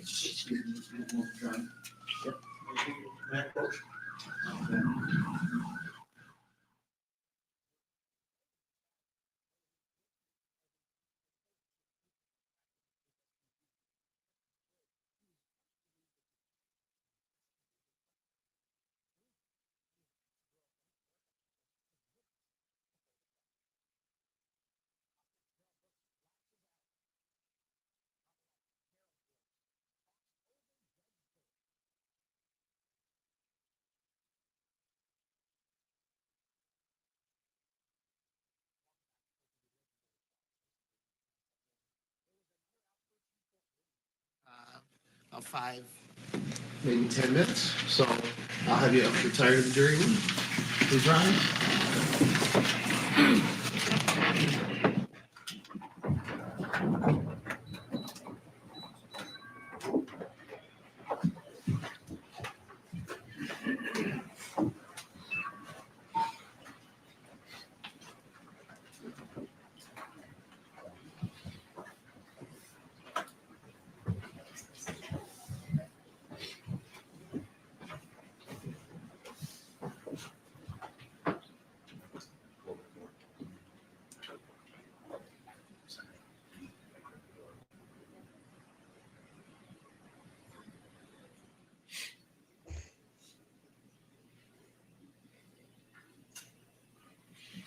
All right, maybe seated. Just for purposes of the record, Mr. Roberts and Mr. Johnson had a sidebar with the court indicating Mr. Johnson indicated that his client was suffering some distress, specifically a panic attack, and he asked for 5 minutes. I think that's reasonable. So at this point in time, court is going to take a brief recess. Mr. Johnson, just please let the bailiff know when your client is well enough to proceed. Thank you, Your Honor. All right, we're in recess. Oh, Lord, y'all. All right. Well, defense counsel said in opening statements that this case is weird. And here we go. The defendant in this case, who is accused of torturing her son, he ended up dying, is now suffering from distress. So another way for her to try to control the narrative, it has to, all the attention has to be back on her. She doesn't want to hear what she does. She doesn't want to hear what she did, I should say. She doesn't want to face the music. It's all about her. Me, me, me. Right?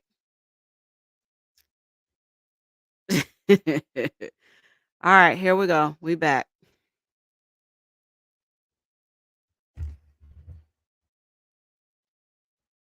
So she's done having a panic attack.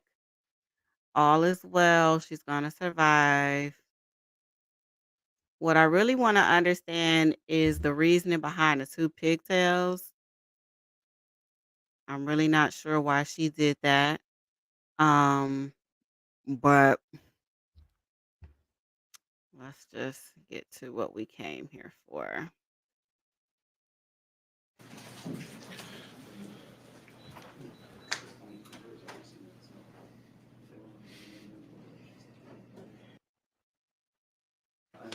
June 13th, a series of text messages that ended on June 13th.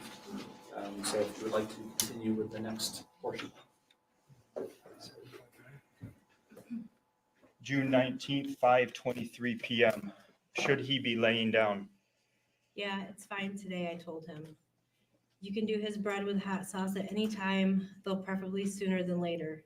Put more hot sauce than you did yesterday, please.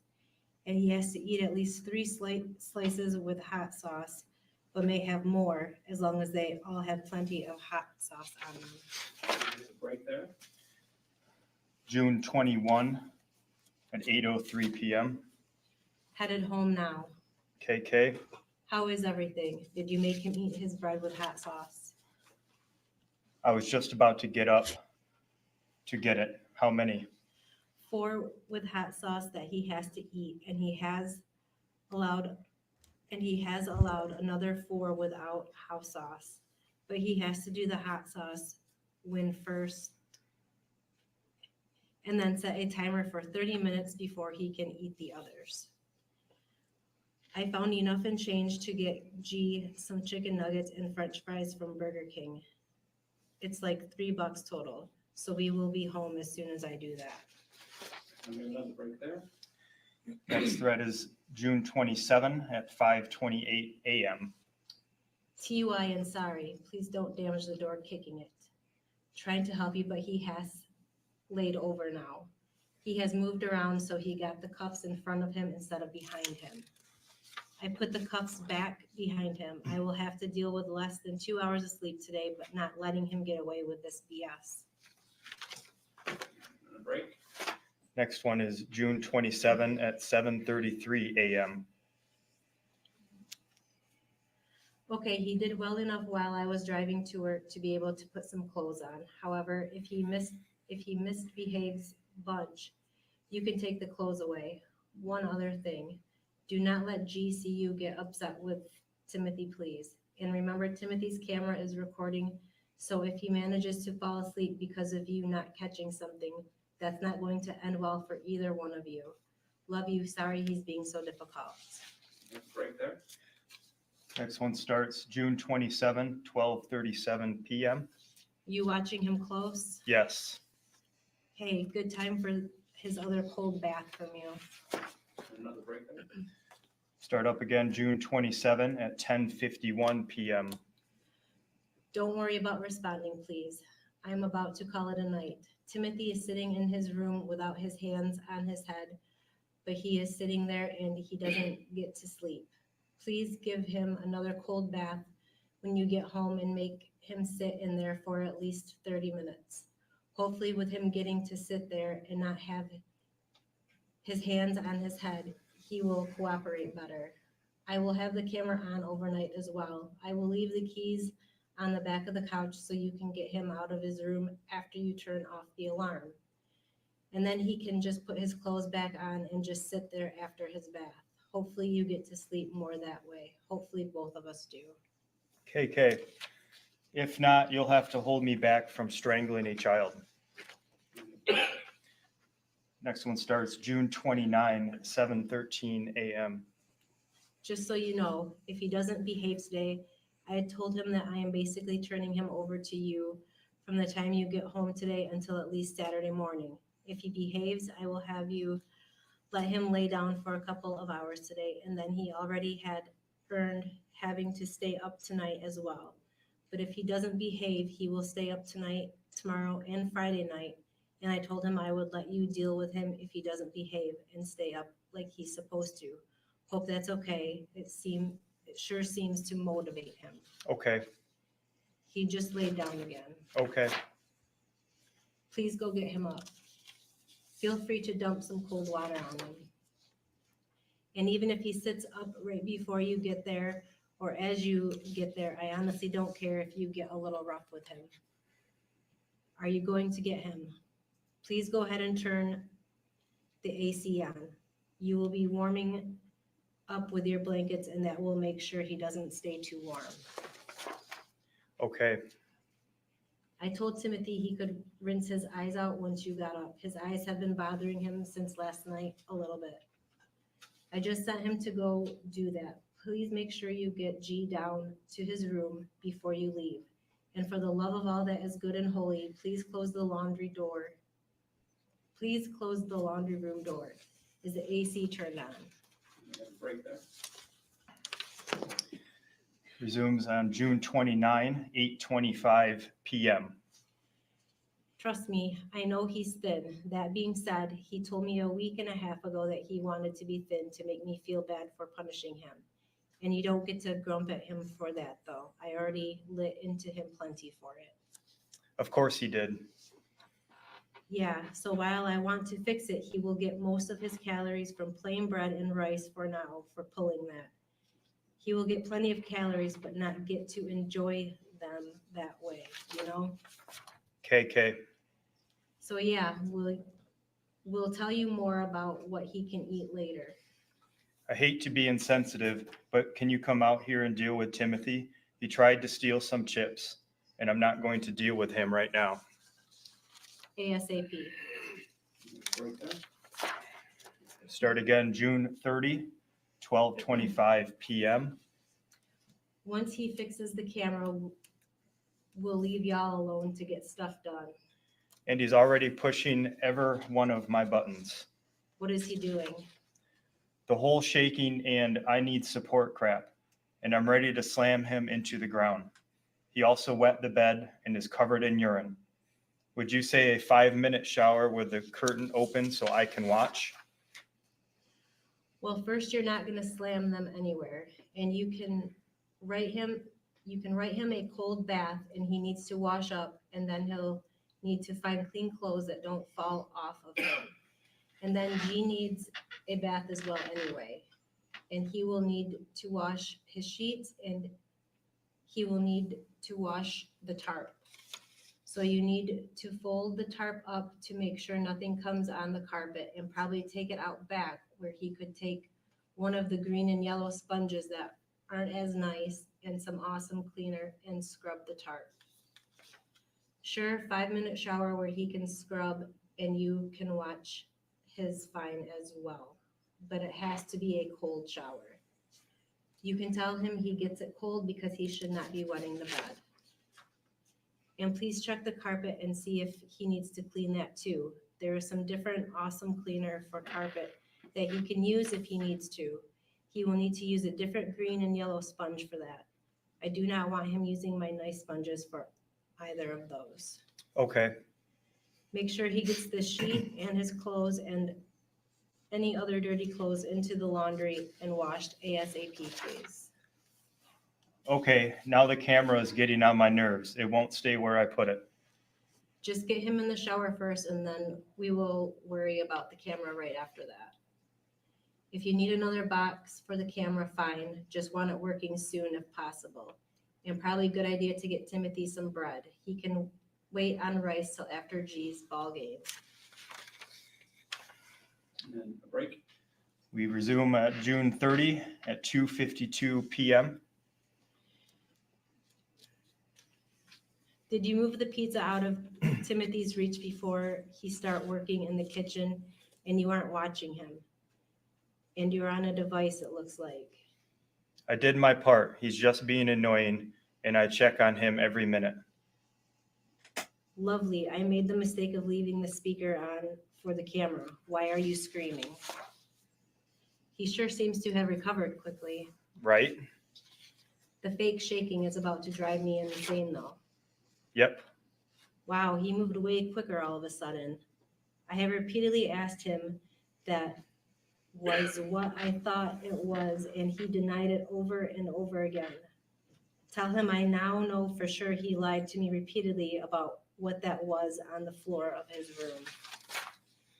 He needs to put what he collected in the trash in the garbage. He can stand there like this for a long time, but not walk normally.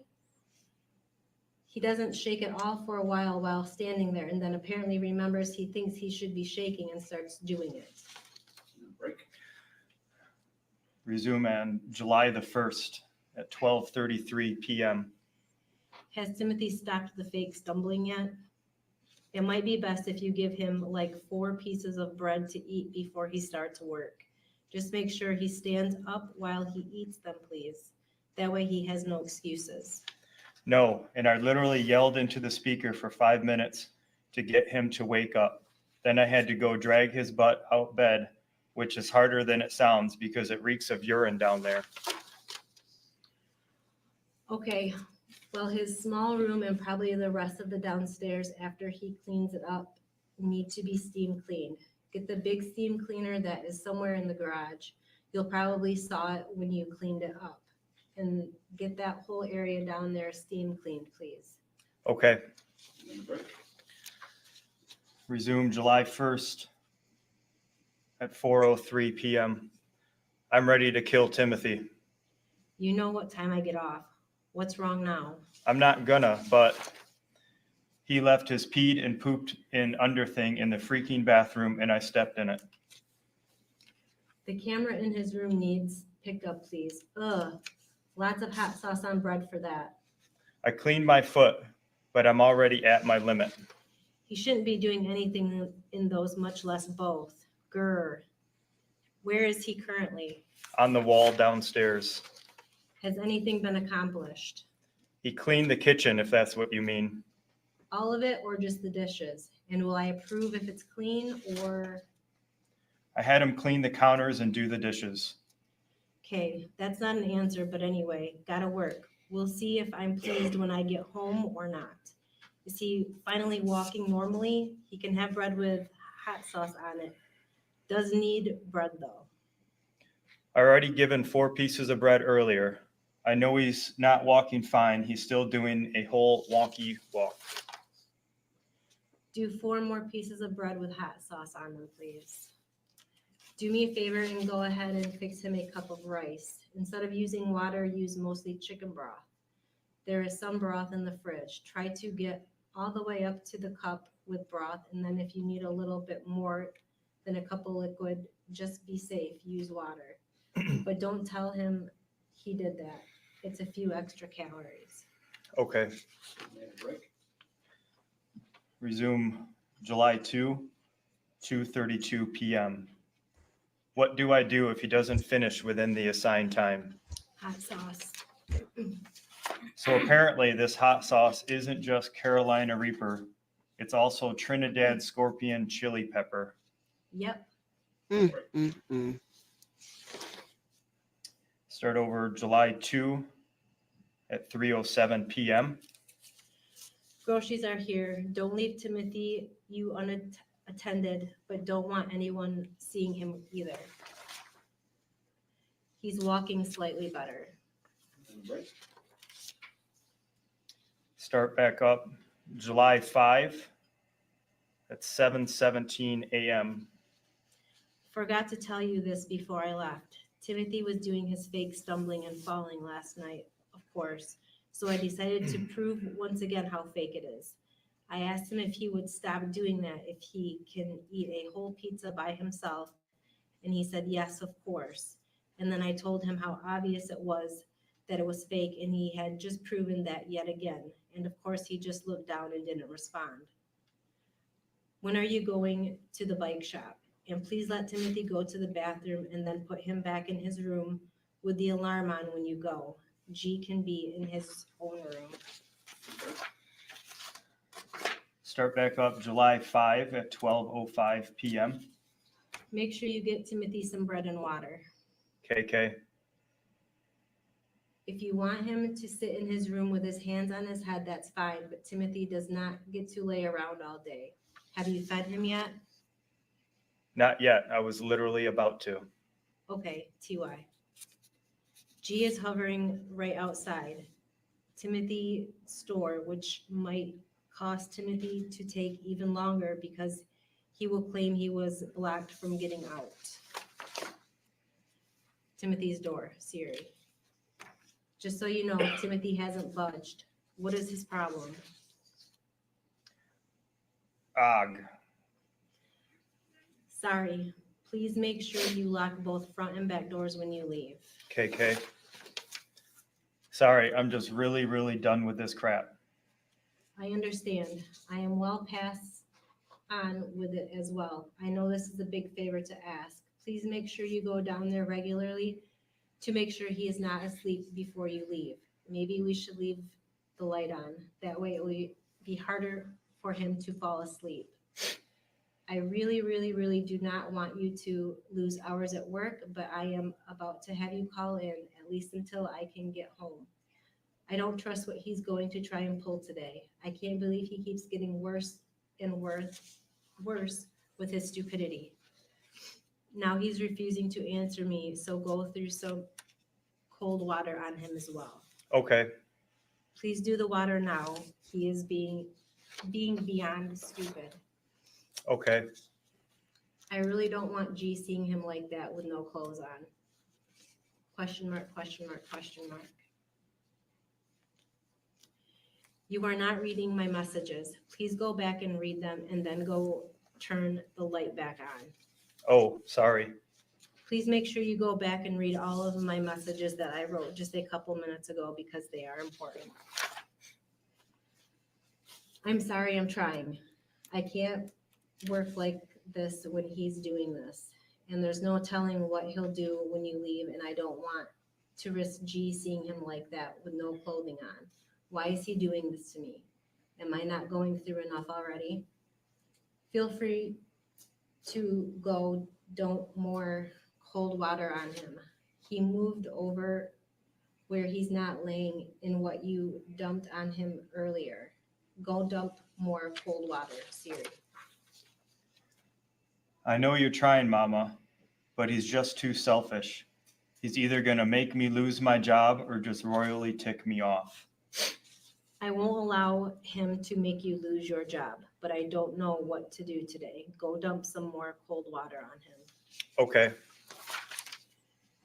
The camera that was originally in Timothy's small room that is now on my desk downstairs, I believe. Could you possibly set that up in my bedroom before you go? If so, I will have G stay upstairs. Maybe that will help a little. KK. Please hurry with the water dumping on him, though. He thinks he's getting away with something. I know I'm cracking the ice. Thank you. Do you think any part of this is real? He had more of a break in the last couple of days than he did before that. He can't be more tired than he was. Right. Please go ahead and set up the other camera so I know it works. And then when you leave, tell G he should not go downstairs at all. The one with the Tekken app? No, the one that was in Timothy's room that we pulled out and is now stuck to a box. I think it's still on my desk downstairs. Oh, okay. Set that up in my room. I am the only one that has the app for that. That way I can watch G and not worry about him seeing Timothy like this. KK. Please check and make sure he has not fallen asleep. I would prefer if you managed to turn him around so I could see his face on camera in the bathroom. KK. Is he talking to you at all? No. Is he seriously trying to make us believe that he can't communicate? He's full of it. Could you put the camera in my room on top of the dog crate? And is he responding to you? Timothy, I mean? Okay. And no, he's W. Not Siri. Can you please force him to respond to you just to make me feel a little better? Be honest with me. Are you worried about him at all?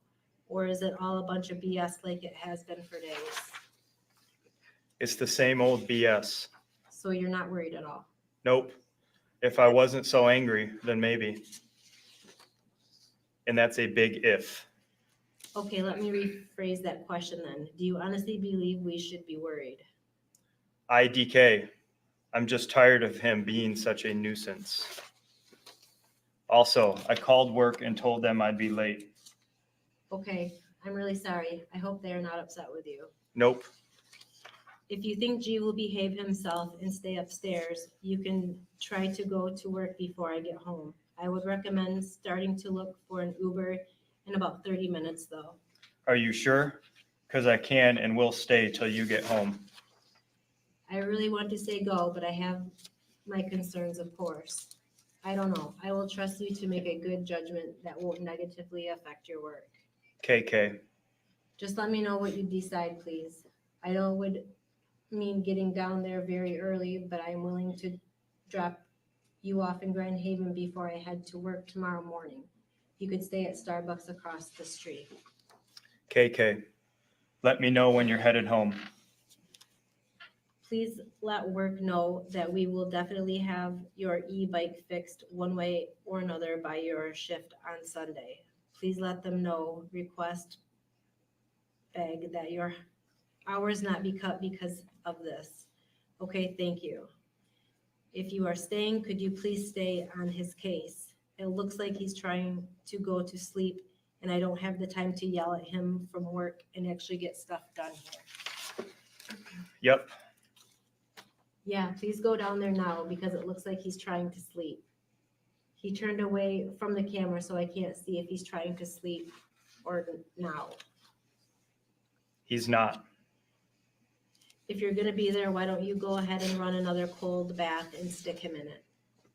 You will have to stay downstairs in the bathroom with him, but I can keep an eye on G. Just leave G with the keys or he can unlock the freezer if he needs anything.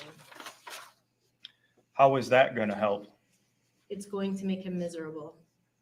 Feel free to tell him that once he stops acting like this, he can get out of the cold bath. Isn't he already? And it's all he's doing. Yes, but this will make him more miserable. You might want to try the bathroom floor with a rag towel when you go to do that though, so you don't have to worry about sleeping on the water on the floor. Dry, not try. And try to force him to talk to you. We both know he can. His eyes do have a slightly glazed look. There we have another photo attached to this is people's 36C.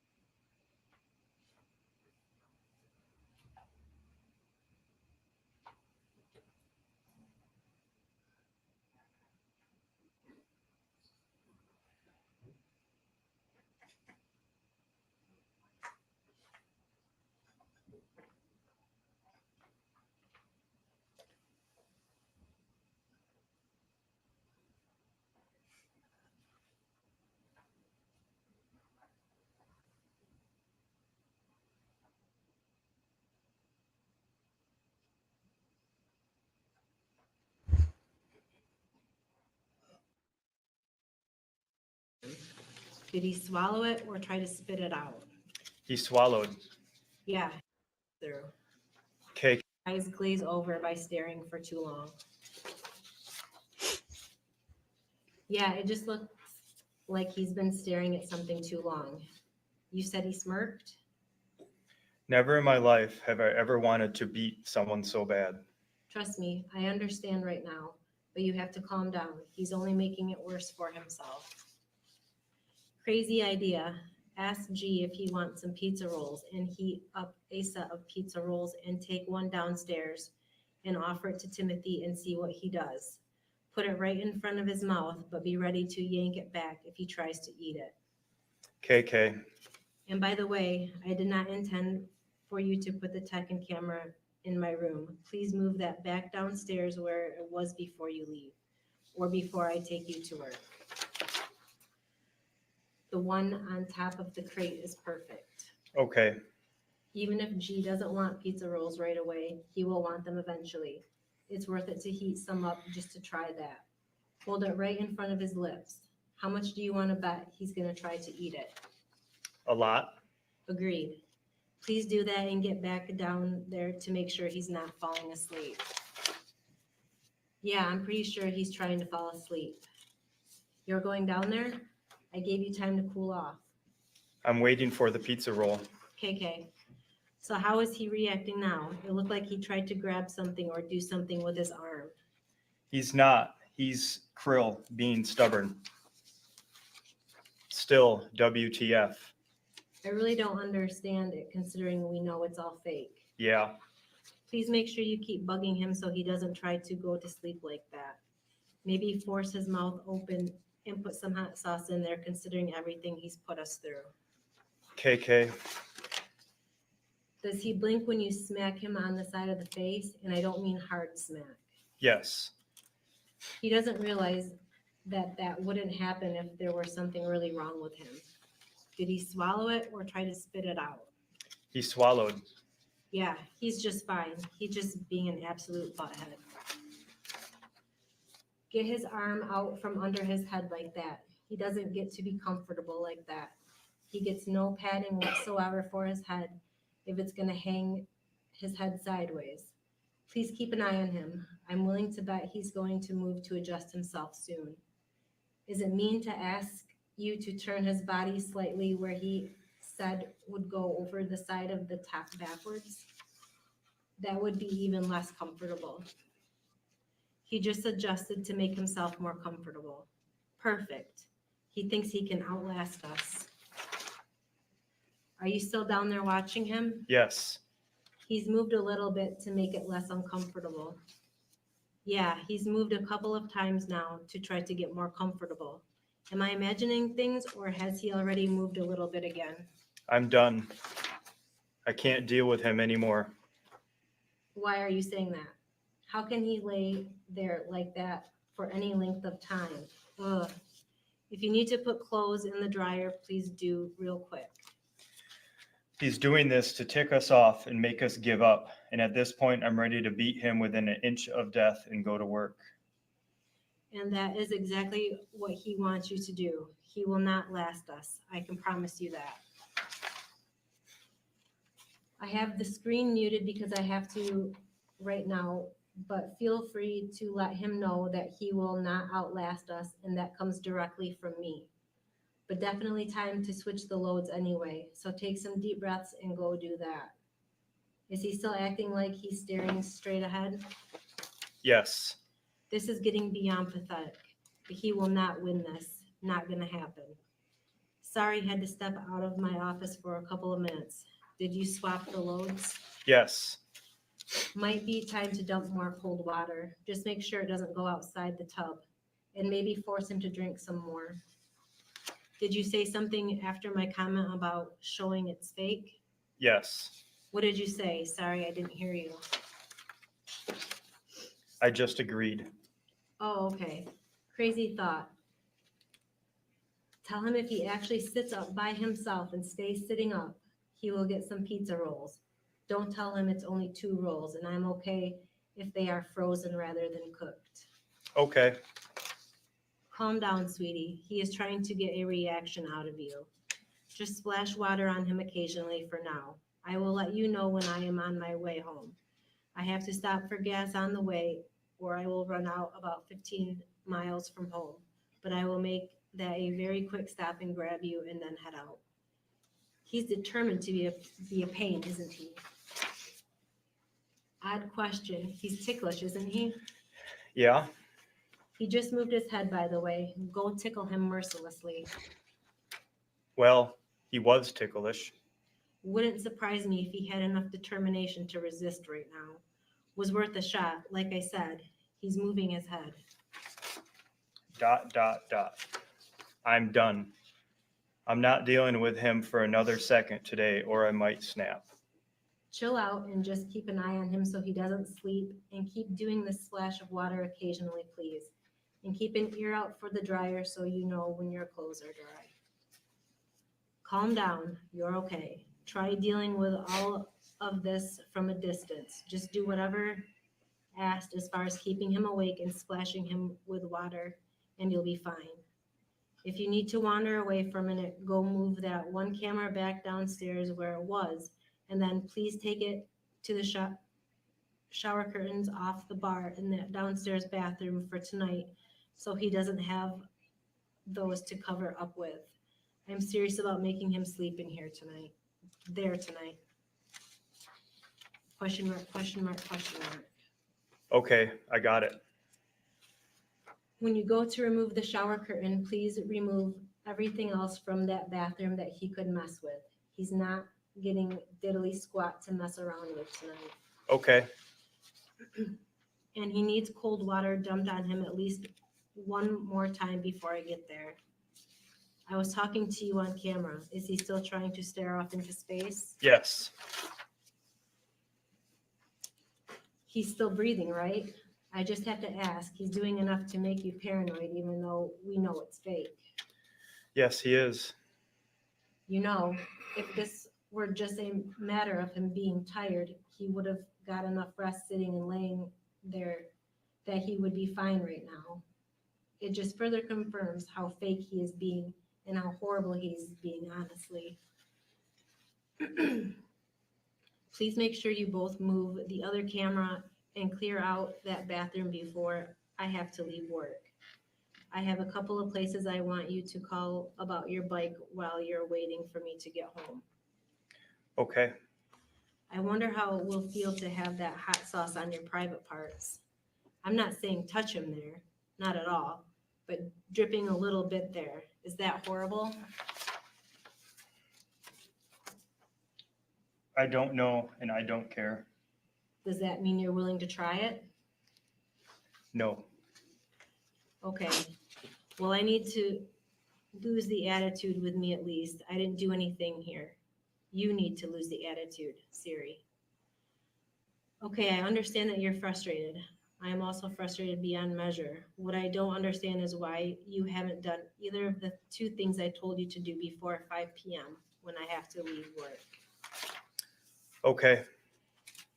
Considering you're not sitting over him and haven't been for quite a while, I'm willing to bet he has slept at least some when he shouldn't have been able to. Nope. He's still awake. You're not thinking about the whole picture in the fact that he can probably hear you walking in. But anyway, I'm not going to go there right now. Close the bathroom door for now, please.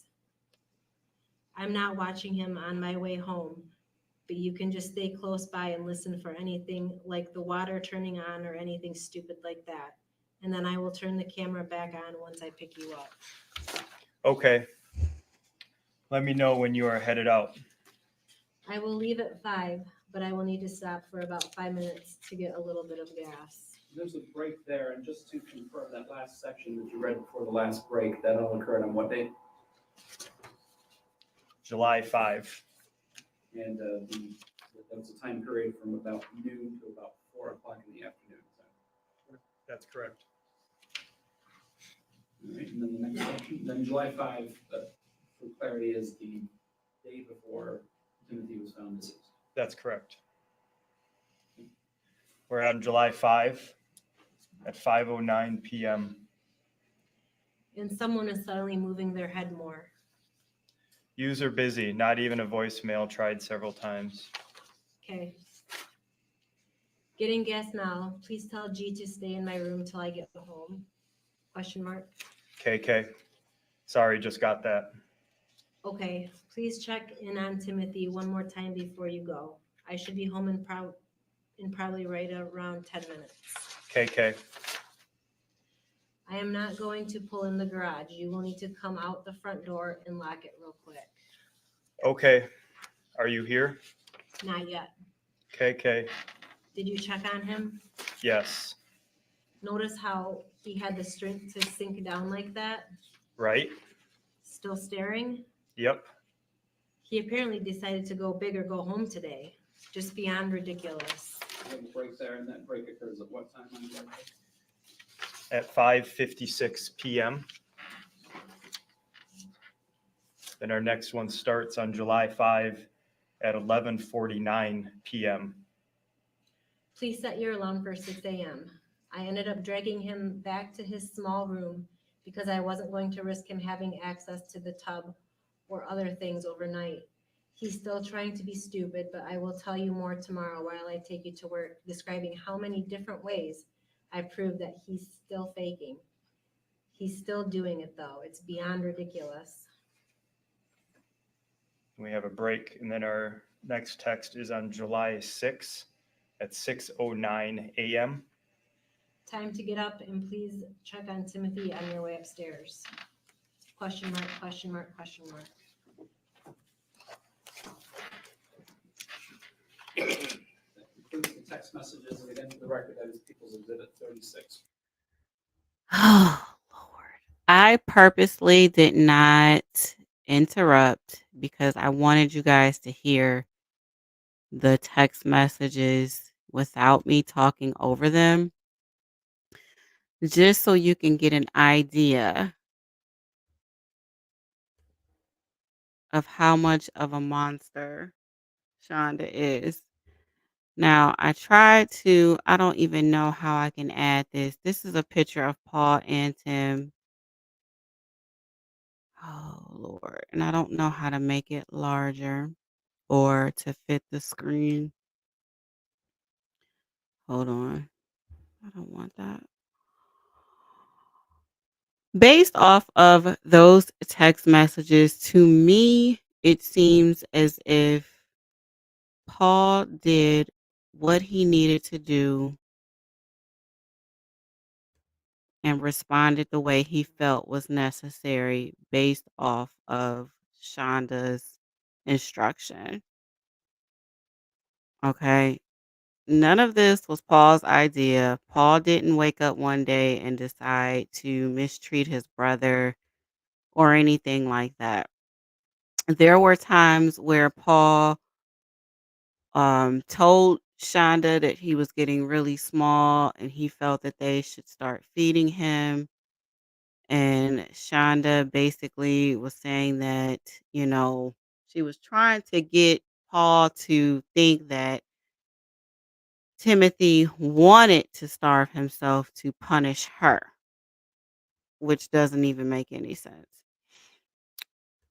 I've been going back and forth with this, trying to understand what happened and when, because there are pictures when all of the children were smaller before they went to foster care, and they all are smiling, they're clean, they're happy, they're all together. I don't know what happened that caused them all to have to go to foster care, and I probably never will find out because family court records are usually sealed, especially if there was some type of abuse. Um, it seems to me that when Shonda got Timothy, or when she ran off with him, everything was okay. And I think that she started abusing him once her new husband um, either became ill or it was too much for her to handle. You got to remember she was in law school, and for whatever reason, Shonda feels as if she has something to prove, right? She graduated with her bachelor's. I think she was magna. Then second in her law class. She had to pass the bar the first try, right? Everything has to look good so everybody can admire her. She didn't give a damn about being a parent, okay? Something happened to where she just didn't give a damn anymore about little Timothy. He was a burden to her, which I can't understand, honestly, because he's 15 years old. I've never had to deal with anybody who is autistic, so I can't say for sure how that is. But it seemed to me that for the most part, he was a normal child. He was able to get up and bathe himself, get dressed. He ate normal food like everybody else. He wasn't on a special diet. He was able to go to school, right? All of the pictures that I've seen of him, he was smiling. Um, I've seen videos of Tim and Paul together smiling and enjoying each other, having a good time. Um, so I just can't understand what was it about Timothy that made her do the things that she did. And why did she prey on Paul and force him to do those things to Timothy? I can't I'll never be able to understand it because I don't have that mindset. That's just it is what it is. Um,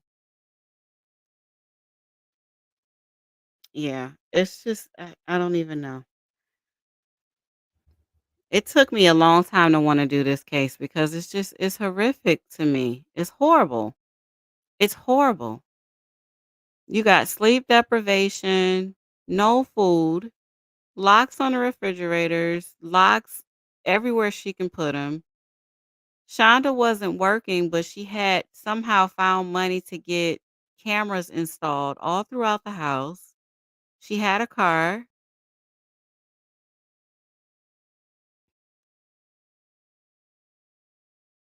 I don't know. I don't know. I don't know.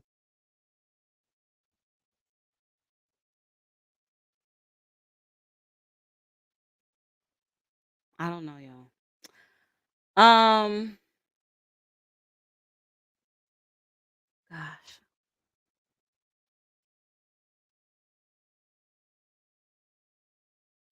When you starve to death, your body literally eats itself. Your pancreas will eat itself.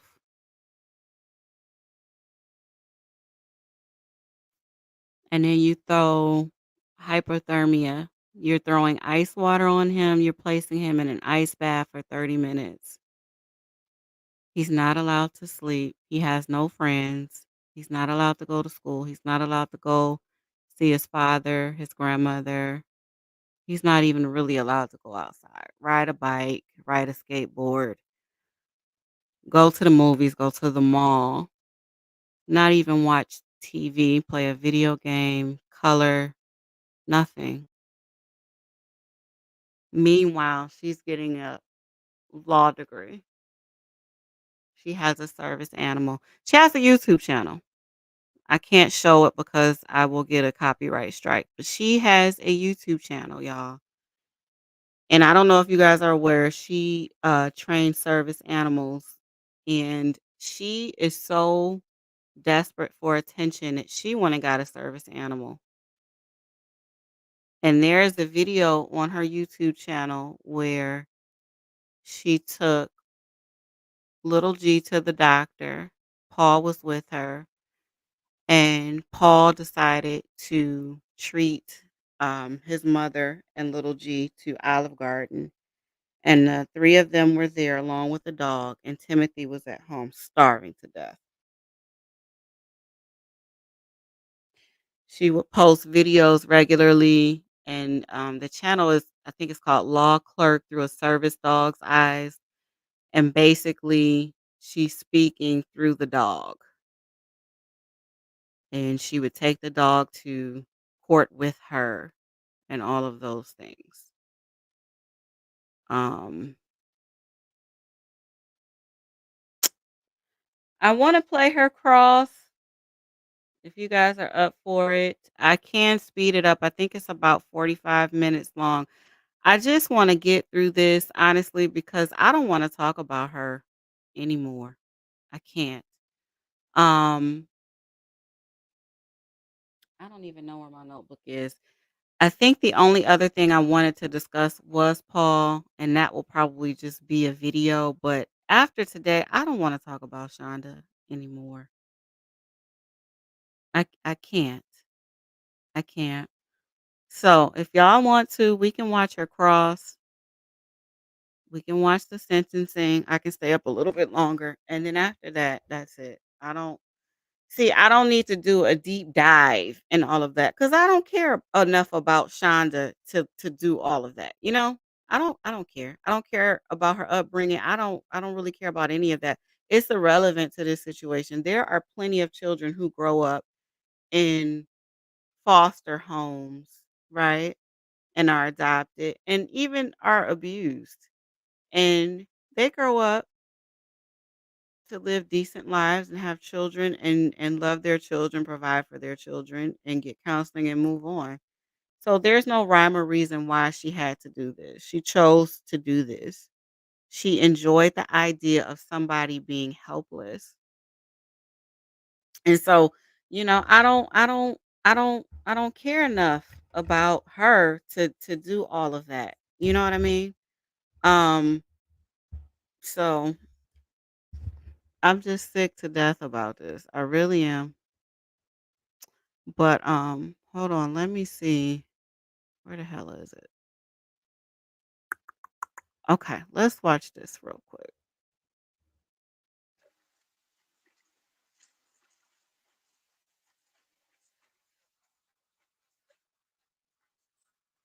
Hold on. Is this where she throw up? Yeah.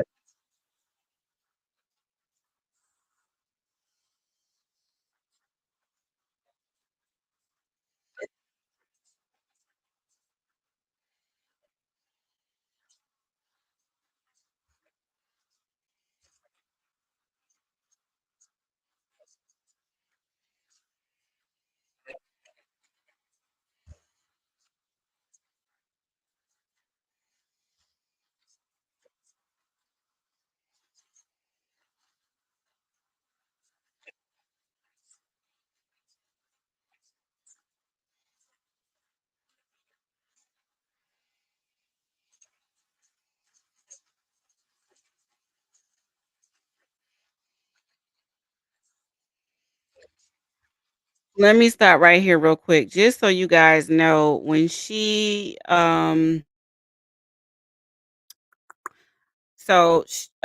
when her attorney was questioning her, she kept conveniently saying that she disassociates, and so she does not remember any of this. And she oftentimes blamed her son Paul as the one who recommended certain punishments and things like that. And John, hey, I didn't look over you. Hey, love, how you doing? It's boiling my blood too, and that's why I just want to get through it so we don't even have to talk about her anymore. Um but yeah, so her defense was she disassociates and that she conveniently blames everything on Paul, although we know it's not all Paul because we just heard the text messages. Also, I want to point out that during her sentencing hearing, the judge will um make a comment about the length of the text messages. There were over 2,000 pages of text messages. So the little bit that we heard here was just a portion, okay, of what the poor baby had to endure.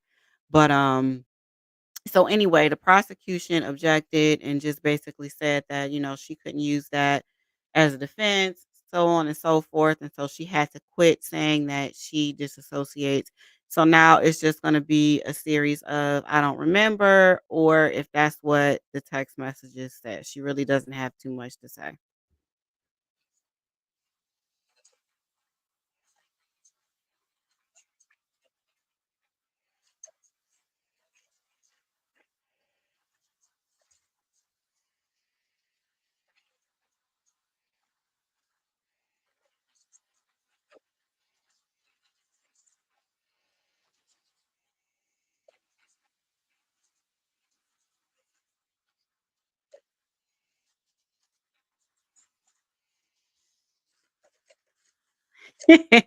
So basically, let me slow this down so y'all can hear it. Basically, the state just said that in a text message, she told Paul to make a bunch of ice, put it in bags, put it in the freezer so we'll have a bunch for tomorrow. He asked her about that and she just looked at him and then he said, "Well, I don't need to ask you that. It pretty much speaks for itself." She got upset and looked at her lawyer because I guess she felt her lawyer should have objected to that, but he didn't.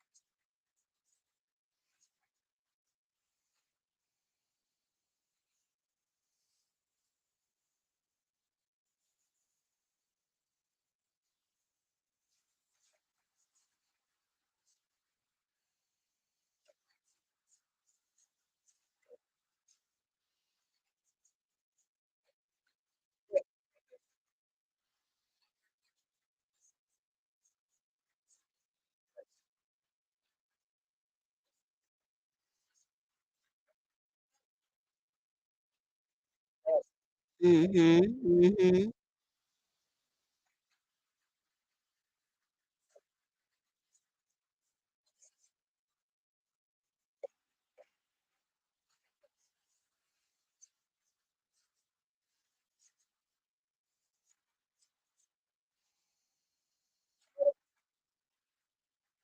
So little G was allowed to go places and be a kid. Timothy was not. He was only being tortured. Paul wasn't allowed to live his life because he was responsible for keeping eye of Timothy as well as torturing him. She punishes Timothy because he took some candy from an Easter basket because he's hungry.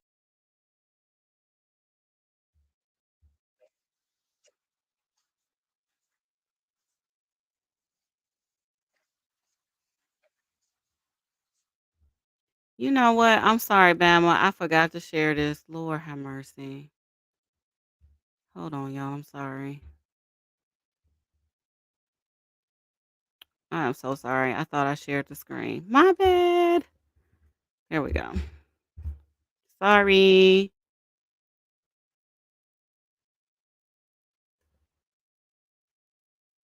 I'll go back. Sorry.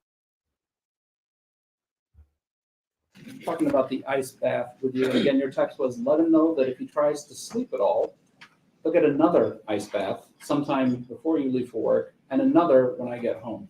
So let's break apart that sentence for just a moment if we can. And that was on March 27th. Right, so yeah, about 9 days or so before Timothy passes away. Let him know that if he tries to sleep at all, let's start there. This is at 3 o'clock in the morning. You're saying he is not allowed to go to sleep, right? Yes, sir. So 3 o'clock in the morning, your 15-year-old child is not allowed to be sleeping. And if he does, he gets an ice bath, right? Yes, sir. And he'll get another ice bath, i.e. there's already been an ice bath prior to this text being sent, correct? No, sir. It would be one and then another is what it says. Okay, well, let me read it again and make sure maybe I've misread it. Let him know that if he tries to sleep at all, he'll get another ice bath sometime before you leave for work and another when I get home. There's two another's in there, isn't there? Yes, sir. The first another refers to the first ice bath. In other words, there's already been an ice bath, right? I mean, I don't know. I'm not questioning what's in the text, but I don't know. Okay. And then sometime before Paul leaves for work, he'll get another ice bath and then another one when you get home. So 2 ice baths in addition to the one he's already had, right? If that's what it says. And that's for the crime of sleeping. I don't know what the original, whatever happened before that. But you know what it was to get him to not do another one, right? Yes, sir. Let him know that That's if he what it tries says. to sleep at all. That's what it says, yes, sir. Yeah. Might want to toss the ice that is made into some Ziploc bags in the freezer tomorrow for if we need a bunch more. I think that kind of speaks for itself. We'll move on. Let me show you an exchange from May 9th, 2022. This is pages 5348, 5348, sorry, 5347. So give me just a second. I apologize.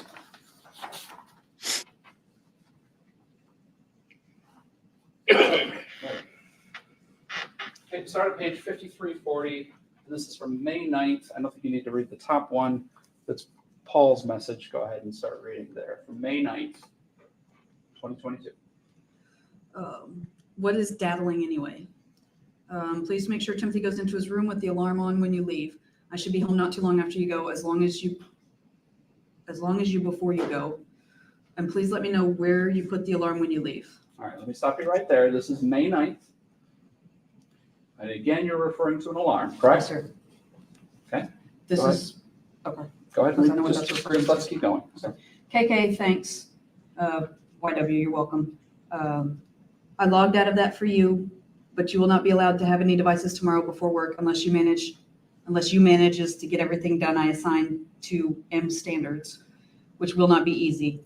I'm not sure what part of Timothy going nowhere but the bathroom without being watched closely, but he stole a bunch more of the Easter basket today and hid the wrappers behind the washer and dryer because he obviously wasn't washed as he should have been. okay, so at this point on May 9th, you're saying that Timothy needs to be watched if he goes everywhere except to the bathroom, right? He needs to be watched, yes, sir. For committing the crime of what? We had a combined Easter basket that year. And so I had divvied it out between everybody and he stole some that was with cheese and I don't remember if it was Paul's or mine, but he'd already had his portion of it. So taking candy from an Easter basket means that he gets watched and can't have any privacy anywhere except the bathroom, right? Yes, sir. Okay, keep going. It was a star. What part of watching Timothy closely was unclear? Sheesh. Let me stop you right there. What part of watching Timothy was unclear? Why was it that you believed at that point that Paul wasn't watching Timothy? I was correcting, it's the little star. I was correcting what, where was it?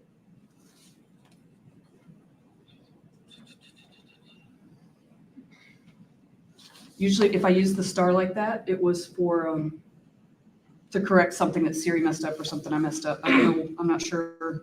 I've only got these messages. I'm not sure. Okay, but the part that you read there said what again? What part of watching Timothy closely was unclear. Sheesh. Okay, so you were upset at that point that Paul wasn't watching Timothy closely enough, correct? Yes, sir. And the only way you would know that Paul wasn't watching Timothy closely enough is if you were also watching Timothy closely enough, correct? I don't know at that point. I don't know if somehow I found out about the Easter basket. Hold on. Okay, yeah, we must have been at a baseball game. It was 6:20 p.m., 6:43 p.m. So yeah, I must have been watching him from. So you're at a baseball game for G and you're watching Timothy and yes. Paul to make sure Paul's watching Timothy closely enough. Correct? Yes, sir. Yes, sir. Do you remember all this text exchange? No, sir, I don't. You don't remember this at all? No. Okay, go ahead. Keep reading. Okay. Okay, there's no way that was today, Mama. Don't blame me. He That's literally. Paul, right? Yes. I didn't mean to cut you off, but that's Paul, right? Yes, sir. Okay. He literally never had the opportunity to steal anything. I made sure of that. All right, now your response to that is? When he was putting clothes on my bed, he did actually. And watch, it's ye tone with me. Should have been the, not ye. Right. Um, So you knew that Timothy had done something when he was putting clothes away? yes, right? sir. And the only way you would know that is by monitoring the cameras, right? Yes, sir. I never gave him permission to even set foot in your room. I swear he must have done it when I went to the bathroom. Okay, keep going. He's trying to get me in trouble here, This Mom. is all Paul, right? Yeah, this is Paul. Okay. And I told him to go to his room when I did. I brought him downstairs with me so his sneaky butt escaped. I watched him go into his room. And what's your response there? I said he said he never asked, but I've mentioned before you need to take him downstairs when you go to the bathroom so he can't escape. All right, Yes. Let me just, I think we can stop there.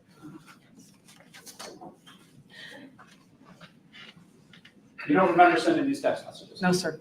No memory from this time period? No, sir. Because of all the blackouts, all the tunnel vision, all the PTSD, right? Yes, sir. Okay.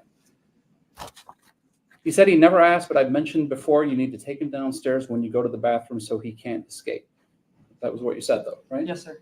You actually used the phrase escape in relation to your 15-year-old child, Apparently, yes, sir. as if he was some prisoner. No, sir. Well, who else needs to escape but a prisoner? I can't stand her. May 9th, right? Yeah, that's what it said. You don't remember that at all? No, sir. When was Mother's Day 2022? I don't remember honestly. If I told you it was May 8th, would you have reason to doubt that? No, sir. Not at all. I believe you. Mr. Johnson was asking you, and you were very eager to tell him about something that you remembered happening on sometime just after Mother's Day, right? Correct. That Timothy got on a scale and weighed 108 pounds. 104. 104 pounds. I'm sorry. I'm glad you corrected me. I wrote it down as 104 pounds, right? It's amazing your memory is that good that you can remember what your son weighed sometime after May 8th, but you can't remember talking about having him escape. Would you care to explain that to the jury? Yes, sir. That happened with the PTSD, with everything else that was going on.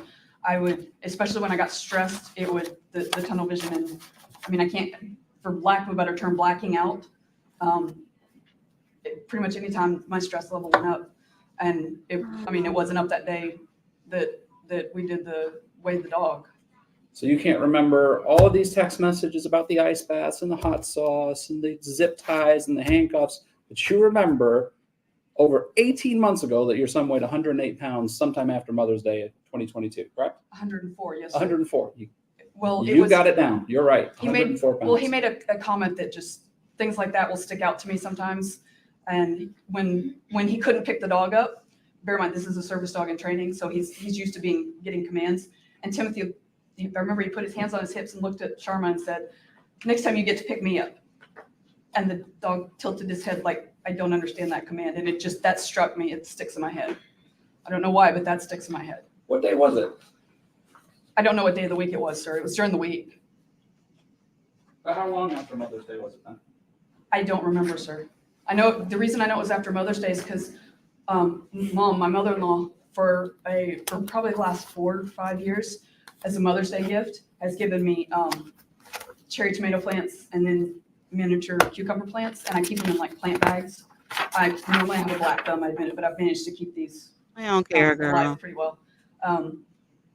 And I had just, when I came upstairs to weigh the dog, I had just gone downstairs and checked on my plants. So the plants were outside then. So I know it was after Mother's Day. I just don't know when. Plants never missed a feeding, did they? Mm. What's argumentative about it? She's proud of herself and keeping plants alive. Mr. Roberts says it's an irrelevant question.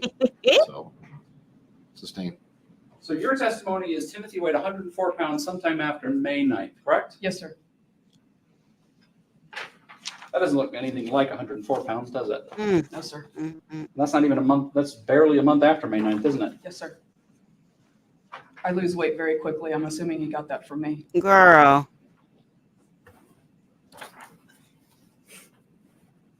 And again, the response to this was give him bread, right? If that's what the text message says, yes, sir.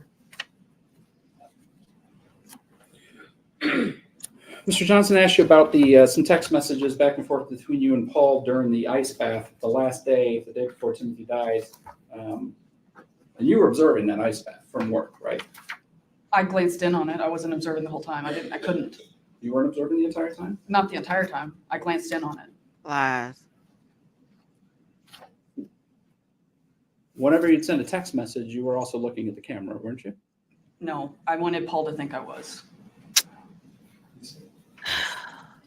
Mr. Johnson asked you if you remember the text about, honestly, tell me if you think this is all fake. Remember that? Vaguely. You vaguely remember that text? Yes, sir. So you can remember the text where it tries to provide you with a defense to this, but you can't remember any of the horrible things that you did to Timothy. Is that your testimony here today? I don't have any control over what I can remember and what I don't, sir. You recall Paul's testimony yesterday about what he did in response to that photograph that he sent you and about saying we really need to feed him, Mama? I think we actually need to feed him, I believe is the actual text. Yes, sir. I remember his testimony. And what was his testimony? That he gave him peanut butter and jelly sandwiches, and I guess he cooked him some eggs. That was the first time you heard about that, wasn't it? Yes, sir. And that was not his instructions, was it? No, sir, but that was fine. I had no problem with that. Well, why did you just tell him to make him some eggs in the first place then? Because I didn't think of it. I was in the middle of something.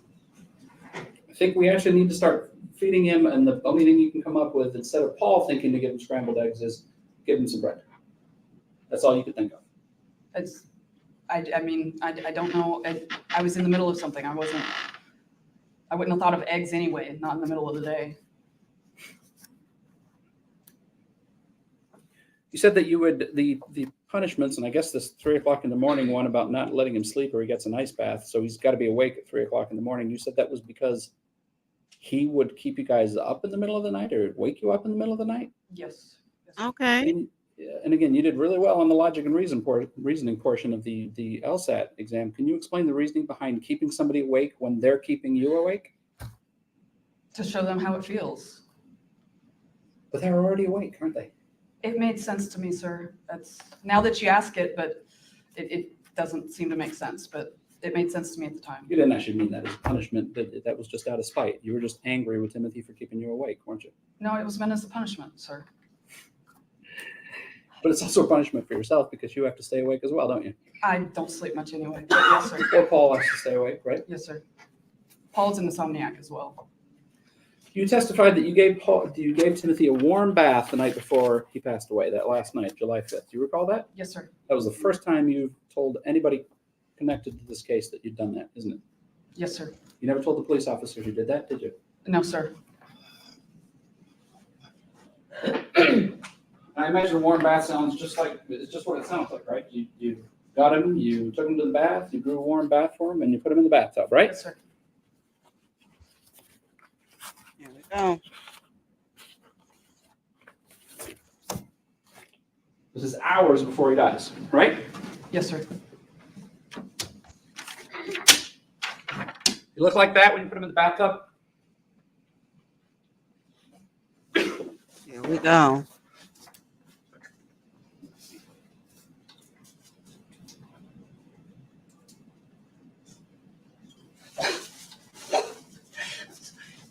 I'm sorry. Gotta make me a moment. Yes. Ms. Vander Ark, Ain't nothing coming out. You did? Would you like the jury removed? Right, please rise. Wow. So this heifer fed her plants, fed everybody else but Timothy. He gets punished because he's desperately trying to figure out a way to eat. She's upset with him because she claims he's waking her up in the middle of the night. And so her punishment is to keep him up during the day.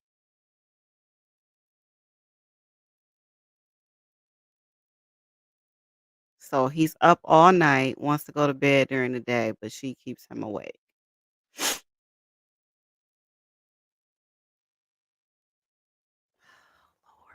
I don't even know what to say. Let's just get through the second part of this because she done faked another incident, y'all. Oh, this chick.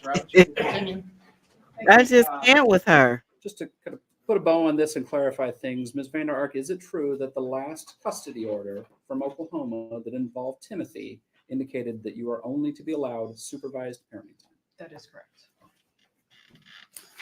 Now, Mr. Johnson was talked to you about the fact that after Adam had his stroke tragically in January and was out of the home, that was a significant financial hit for you. Is that fair to say? Yes, sir.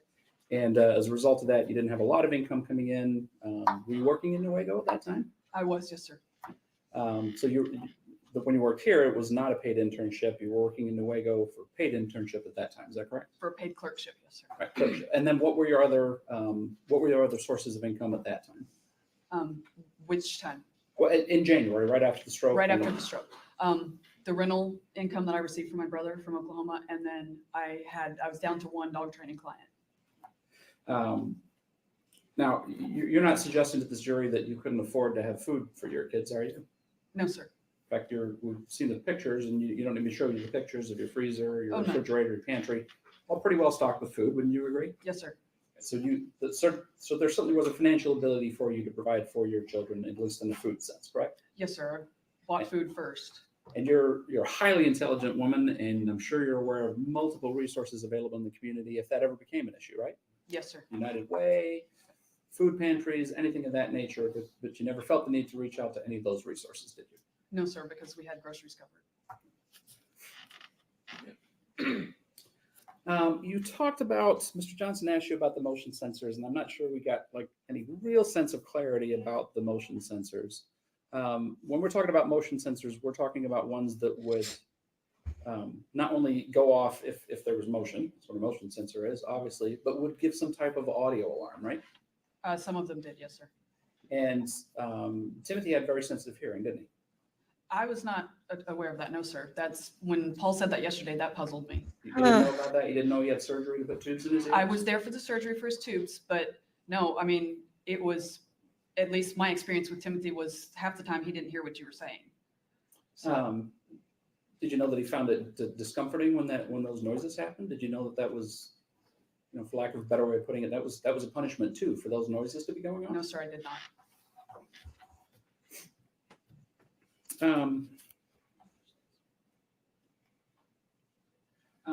Timothy was autistic, right? He was on the autism Yes, sir, he was spectrum. on the spectrum. Loud noises, disturbances, things like that. Those are troubling for folks with autism, aren't they? For some of them, but he never, I mean, he liked to listen to his tablet extremely loud. And I remember, because little man, sorry, I'm trying not to say his name. When we'd have thunderstorms, sometimes it would freak him out, and things like that didn't bother Timothy at all. And Timothy sat with me. Okay, go ahead and judge me or laugh at me, but before the PTSD, when I watched college football, I would scream at the television every play, offense and defense. That's just who I am. And Timothy was right there with me hollering at the TV. What makes her think that we care? What makes her think that we give a damn about her? I am so sick of her. My God. Didn't bother him at all. I mean, I wouldn't say that. I mean, they bother people, probably everybody, but they didn't, he wasn't overly sensitive to it. Right, because it begs the question, if the alarms don't bother him, what's the point in having them, right? Yes, sir. And they were there as a disincentive for him to do the things he wasn't supposed to do. It was to let us know he was doing it too. That way we knew what was going on. But it was supposed to also be, you're Yes. not supposed to be doing this, and we know when you're going to be doing Yes, this, right? It was so he knew we would be notified. And the doing this that we're talking about is coming out of the basement area of the home, right? Coming upstairs in the middle of the night, yes, sir. Coming upstairs in the middle of the night. Yes, sir. So these would only be active at night? I only turned them on at night, yes, sir. So there's no text messages in there about turning on the motion sensor during the day so we can't come upstairs? I mean, I don't recall it, but But you would, if those are in there, you would agree with me then that you were using the motion sensors to keep him downstairs even during the day, right? I mean, if it happened occasionally, I'm just, Do you remember the text exchange about turning off the alarms so that he can go to the bathroom and then turning the alarms back on after he's done going to the bathroom? Do you remember those? that was read the other day, vaguely, yes, sir. Well, I sure remember them from being read the other day. Do you remember sending those text messages? No, sir. No memory of those text messages? No, sir. And you're talking, are you talking motion sensor or there was I'm one? talking motion sensor right now. Okay, the motion sensors are still, that's not, that's different. You're talking about it was actually for a bike alarm, like for somebody stealing a bike, I guess it was. And that was the one that you were referring to. The motion sensors that we've been talking about are posted in the house and those don't get turned, those didn't need to be turned on or I off. see. So the motion sensor with the alarm is the one that was outside? Is that what you're saying? The motion sensor with the alarm, the one that makes noise, was not one that was in the house? No, they were up on the stairs. There's a personal one that you could attach to whatever you wanted to. Right. There's one of those, and then there were several on the stairs. I see. Okay. And the purpose of the one on the stairs one was to make sure you didn't come upstairs. In the middle of the night, yes, sir. And the ones that you could attach to a thing, you actually attached to a person, didn't you? Occasionally, yes, sir. Wow.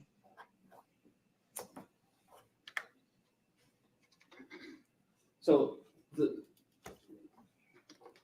let's talk about the cameras then. Well, I guess let me ask you this question. So the motion sensor goes off, the alarm goes off, maybe it doesn't go off, maybe it's not one of the ones that have an alarm on it. So what? How is that a deterrent, or how is that a punishment to Timothy?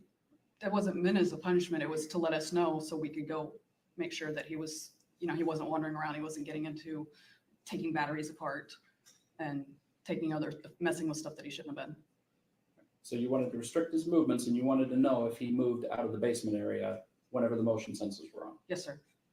And the cameras are, I think you testified that the camera, at least initially, you put the camera in place in G's room to make sure that he wasn't running around without his clothes on, right? Yes, sir. When he was a toddler, he would strip down. How does putting a camera in his room to show him running around restrict him from doing that? Right. It doesn't restrict it. It was to let us know that he was doing it. And you have a problem with him running around? He wasn't potty trained. Well, potty train him. But otherwise, if you're potty trained, it's okay to have your children running around naked? No. No. You wouldn't want to have a child running around. He wasn't naked. potty trained. Wait a damn minute. Okay, if this little boy is 10 years old now, this happened what?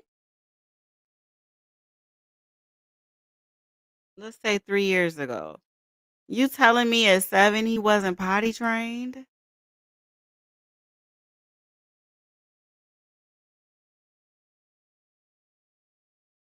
Who was she talking about? Little G or Timothy? Timothy wore a brief. Who the hell is she talking about? You wouldn't want G to see his brother running around naked, would you? No. Then I'm wondering why the text message that you sent to Paul about Timothy making a mess in the garage was that he had to clean the garage without anything on below the waist, and then he could stand against the wall without anything below his waist. I don't remember that, sir. I'm sorry. You don't remember that text message? No, sir. It's interesting.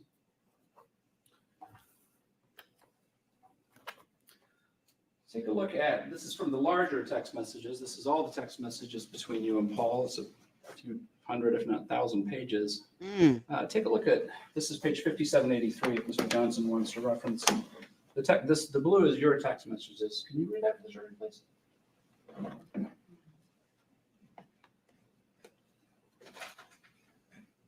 The blue one says, my bigger issue is that you said you checked every minute or so, but checking on the camera would have told you he wasn't listening. I'm not absolving him of responsibility by a long shot, but there are reasons the cameras are in place.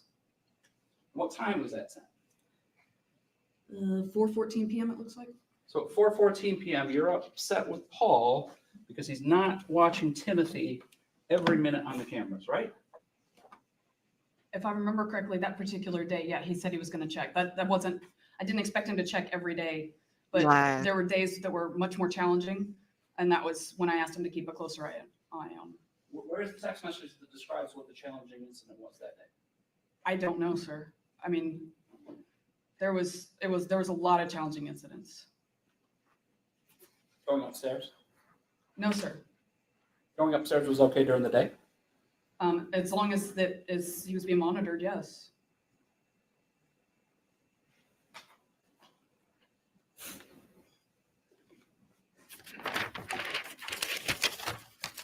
You talked about, we talked about the autism already. You talked about a number of other issues that that Timothy had: bipolar, ADHD. Were there some other ones? Sensory processing disorder. Sensory process. So he had the same disorder that you did. Yes, the sensory processing disorder.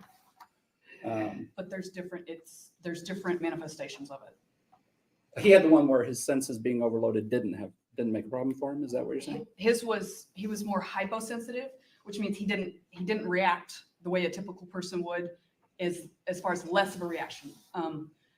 There was a time I was told about it when we still lived in Oklahoma. I guess he was being given a bath and he fell and hit his jaw, and he didn't say anything. He didn't say he was in pain.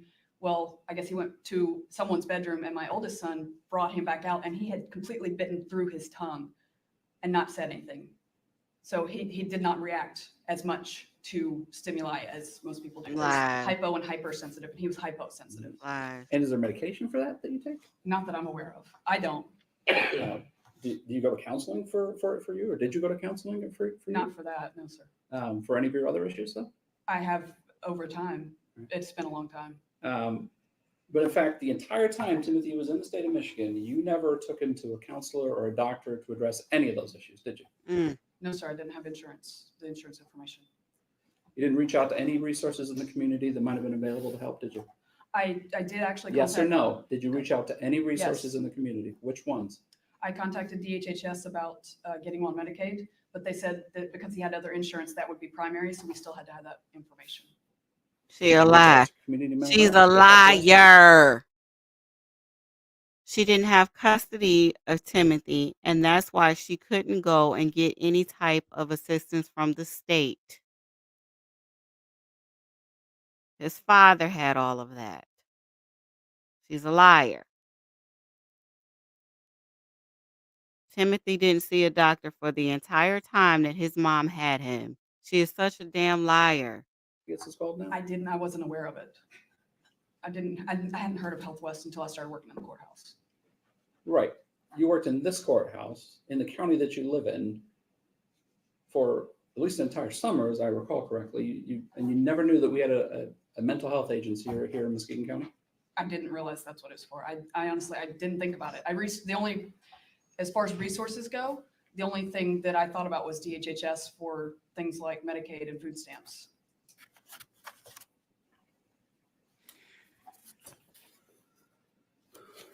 Mr. Johnson asked you about the alarms on the doors, and your response to him was that the alarms went on the doors about 3 weeks before Timothy passed away. Is that correct? Somewhere in there. That was approximating Somewhere in there. Okay. You can look up the Amazon history on my phone. You ain't got to tell him what to research. Well, I'll do one better than that. This is page 3932 of the text messages from you. Could you go ahead and read that exchange for the jury and the date, please? Did he say miraculously? No, This is Paul's response now, right? Yes. No, I was emphasizing because I turned on the alarm, yet he slipped past. That's not good. We need to put up the other two alarms tonight later on. That's the motion sensors. But you referred to them as alarms. Yes, sir, I did. Right. And that was That's what we called them. That was February. February. That was motion sensors. months before he died. Yes, sir. You just mixed up what an alarm and what a motion sensor is? Yes, sir. That's why I called them alarms. I didn't call them motion sensors most of the time. Look at her body language, y'all.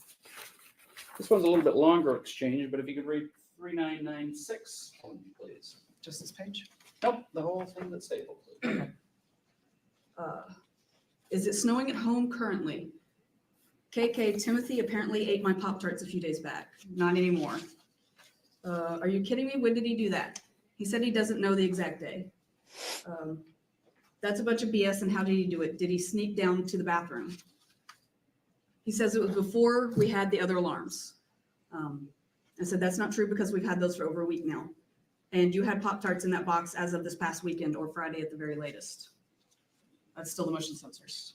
Okay, That's so what I call again, them. you refer to the motion sensors as Yes, alarms sir. there. And you're upset at that point because Timothy's eating some Pop-Tarts. Is that my understanding of this text messages? In that case, because he stole them, Paul had gotten them for himself and because he stole them. How do you steal food? And that date, I don't know if we read it or not, but you would agree with me that it was, it's on Valentine's Day, February 14th, 2022, correct? Yes, sir. Okay. Now, I want you to take a look at 3702. Crossed out the parts that it's not really necessary for you to read, and just go ahead and tell the jury that date and what's on there. The date is January 24th.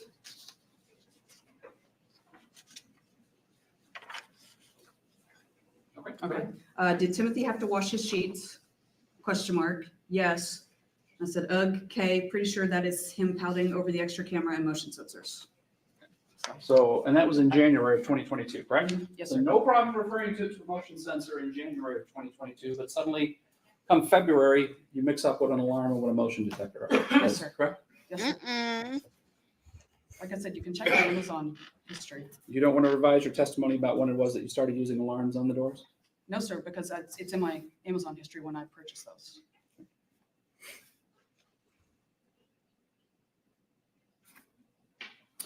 Mr. Johnson asked you about Timothy being on medication for a lot of his issues. Is that correct? Yes, sir.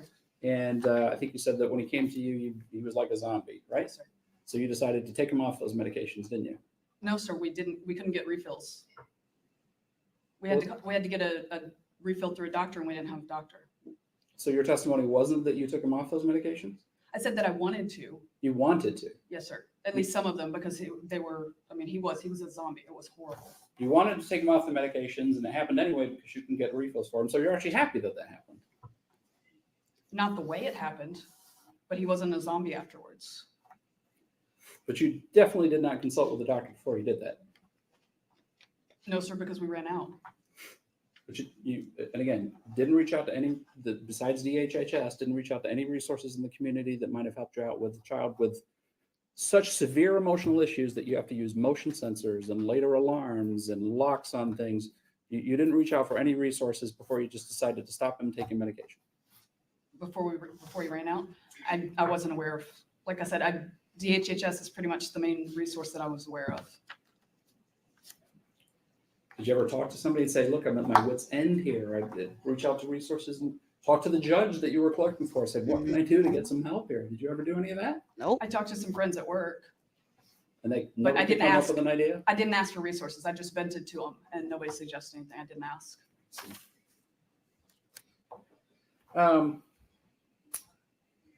It's rather unusual the way this question was answered by you. She said there was one time that your mother-in-law saw Timothy. Yes, sir.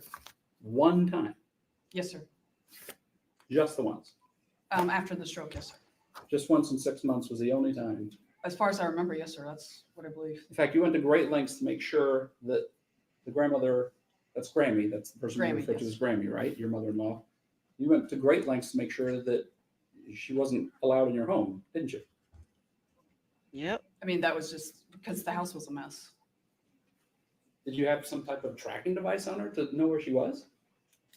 We had her phone under our phone plan, so I could look up find my iPhone. Because usually when she was that way, Paul wanted to know when she was coming to get Gabriel. Oh, sorry. You doing that on purpose. Let me show you what's page 4284.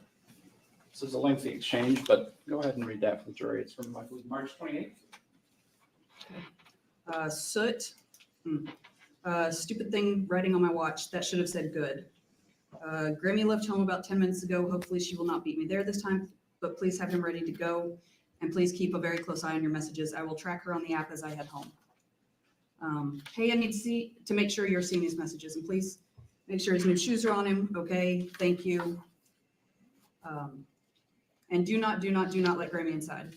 Exclamation point. Yes, sir. All right. Okay, she will probably beat me there, but not by more than a couple minutes. You get clothes on too, please. Okay, go ahead and take Gabriel outside and sit down and stand up against the wall downstairs. You can, it says create the puppy too, but OL and then okay. She should be pulling up pretty soon. Okay, I got it. I'm glad you got it, but you better be outside. He's outside. Do you want to say goodbye? That's Paul's response back to you, right? Yes. And I said, yes, I do. I'll be there in just a minute. Headed to the car now. How's it going there? He said, good, already taped to the coat rack. I think you can stop there. So you're tracking her movements on your phone as you're driving home. At stoplights, yes, sir. Because you're worried that she's going to see a messy house. Yes, sir.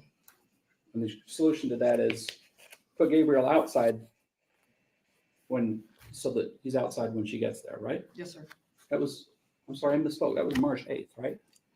So rather than his grandmother come into the house, into even the entryway of the house, in the middle of winter, not middle of winter, on March 8th, your solution was put Gabriel outside, make sure she doesn't come in. Do not let her in the house.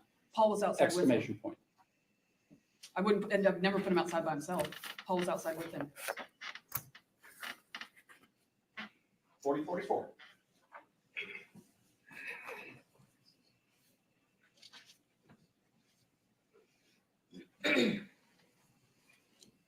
Please also have some decent clothes on in case I need you to bring a little man out.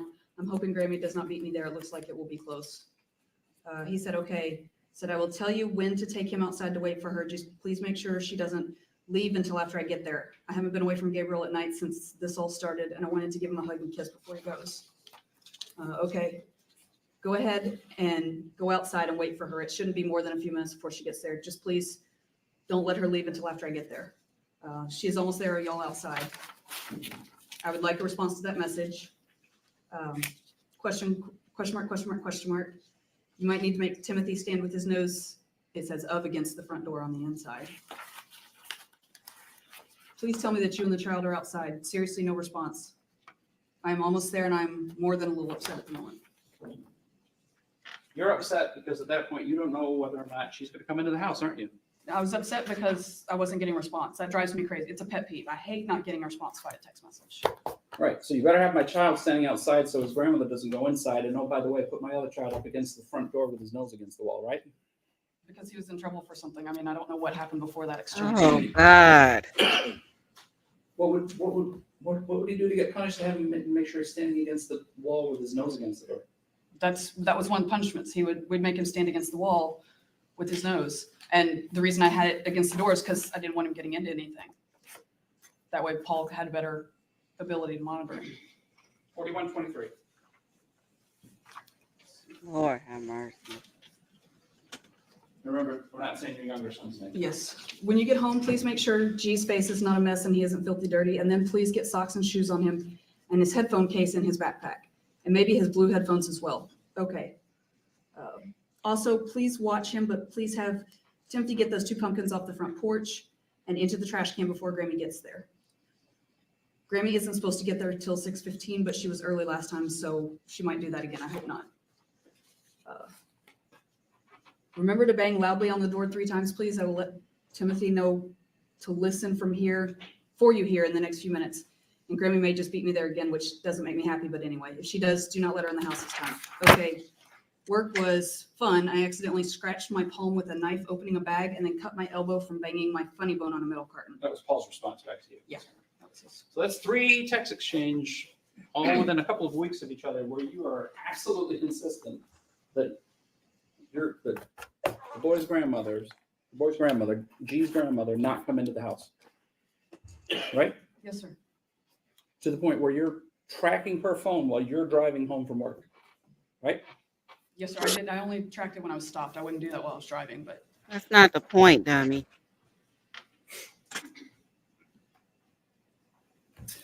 Now, Mr. Johnson asked you about the leg irons. Do you recall that? yes, sir. And you said that those were Timothy's leg irons, correct? Or no, I'm sorry, that they were, your testimony here today was that those were ordered by Paul and Paul would use those on Legos, correct? Yes, sir. Actually, I don't think I testified about I know that they were Paul's purchase. I don't think I actually testified about the Legos. I think that was a conversation with police. Well, I'll leave the jury to the recollection of that, but I remember you saying Legos, and I'm not ashamed to admit the fact that I'm actually a fan of Legos too, so that's why it stuck out in my mind that you just said it earlier today. But to be clear, your testimony is those were Paul's, those were never used on Timothy, right? As far as I know, yes, sir. Let's look at that top text message, 5460. These top two text messages. Again, the blue is you. The Wisely transaction is handcuffs and leg cuffs for Timothy from Amazon. Figured it would be okay to get those right away till we can talk about the sensors and stuff. If not, please say so and can cancel the order. What's leg irons? You don't remember that message? No, sir, I don't. You really do have some memory problems, don't you? Yes, sir. That's common with PTSD. Page 5829, if you could read that last text there at the bottom and then continues on to the next page. He has moved around, so he got the cuffs in front of him instead of behind him. Go ahead and flip the page and read the next one. I put the cuffs back behind him. I will have to deal with less than 2 hours of sleep today, but not letting him get away with this BS. I put the cuffs back behind him. That is your text message. Yes, sir. So you use handcuffs on Timothy. I don't remember, honestly. You don't remember using them? No, sir. And you said that the transaction, the Wisely transaction, was the leg cuffs and handcuffs for Timothy. That was your text message. That's what the message said. Is that the I don't know as well? You don't remember that one either? There, between the time of the stroke and Timothy's passing, I don't remember a heck of a lot. But somehow you can remember when the police ask you about the leg irons and the cuffs, you say those were for Paul for a TikTok video, right? I think that's what I told That's him. what you told the police. Yes. So you don't remember things, but you have the wherewithal to make it look like, no, those don't involve Timothy. Those were Paul. It's pretty self-serving, isn't it? I'll withdraw the last part. You had the wherewithal to say that the cuffs that they found belonged to Paul when your text message indicates they were actually for Timothy, right? Apparently, yes, sir. Mr. Johnson asked you about the zip ties. Remember? Yes, sir. You ever use zip ties on Timothy? To attach the personal sensor. Okay. And then I remember hearing about a conversation about them, yes, on text. I don't remember it, but I remember hearing about it when it was read. You remember hearing about a conversation. Did that make you stop and go, oh my goodness, we can't be putting Timothy in zip ties? Yes, I mean, that's what I thought here. Yes, Yeah, sir. sure, okay. Well, then this, if you care to read the bottom of 4227, that's Paul's message to you. This is from earlier. He just won't listen or does something I didn't tell him he could. He just tried claiming his zip cuffs were too tight when I didn't even tighten them to where there's no room for his wrists. Oh, God. This is your response now. Yeah, leave them as they are, and I will check them when I get home, and you can tell him that. And if he lied about that, he gets himself in even more trouble. You want me to keep going? No, that's fine. Leave them as they are, and I will check them when I get home. You want to revise your earlier answer to the question when you said that you would have said, oh, no, don't use zip cuffs on Timothy. I don't recall that, sir. I'm sorry. Don't recall that either. No, sir. Good. You seem to be having a lot of difficulty when it comes to the text messages that are talking about the things that you either did or want done to Timothy. Is that where the memory issues kick in for you? It's most of what happened. It's not just text messages. And it doesn't just involve him. The events of the whole 6 months are. So so all the other text messages that are just about, hey, how's your day going, or get your bike tire fixed, all those types of things, those are all clarity moments, right? So, you don't have any issues with. I don't know if I remember. I mean, if you showed me, I don't know if I'd remember them or not, honestly. We sent a lot of text messages. No, but what I guess that's a clumsy way of asking that question. You're certainly capable of engaging in a conversation with Paul that's not about anything for Timothy, right? I mean, I would assume so. I mean, as far as memory goes, my memory of those is not. Well, we'll just see what your explanation is for this. So this is 5785. This is June 21st of 2022. This is a week or so after that picture, and we'll get to the picture in a minute that you say that you never saw. Go ahead and read your text message to Paul.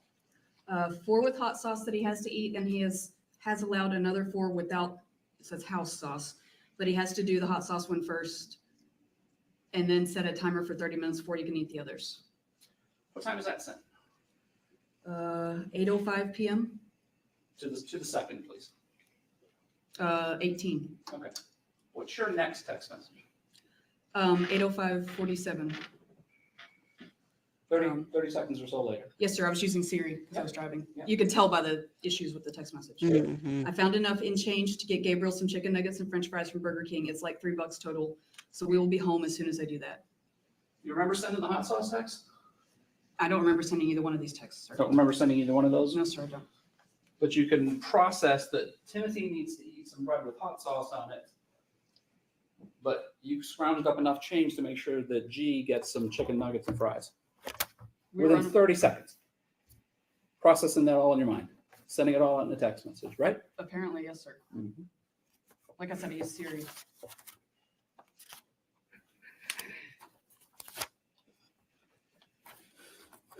Let's talk about the photograph. It's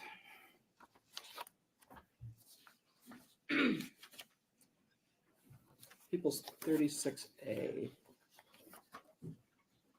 Mr. Johnson asked you about it, so if you remembered the text exchange, including the photograph of Timothy, right? Yes, sir. And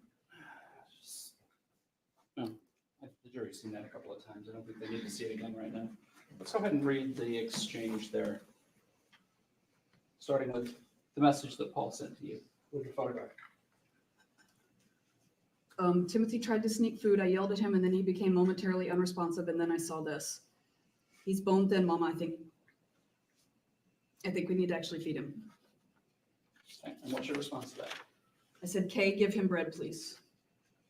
And then I said, I hear you, give PB sandwiches and water. You want me to keep going? Yeah. Okay, the unresponsiveness is probably fake, but I see what you mean. And go ahead and move to the next page. Also, it's no wonder he's hardly capable of standing. Then that's one was photographs of his legs, right? Yeah, and then I said, I'm in court. Wow. So is it really your testimony that you never saw that photograph? I do not recall seeing it. That was it. I feel like I want to throw up. Girl, shut up. You don't recall seeing the photograph, right? No, sir. The unresponsiveness is probably fake, but I see what you mean. You literally use the word see in your text message about see what you mean. But your testimony today is, I didn't look at the photograph. I didn't see the photograph. Yes, sir. It's a phrase that you use. It's a phrase that you use. I see what you mean. Yes, sir. Isn't that usually when you see the things that the people are talking about? Sometimes. I'm wondering why your response to your son saying that your other child is bone thin and needs to eat, actually feed him. That's the phrase. Actually feed him, right? That's what he said. Yes, sir. Right.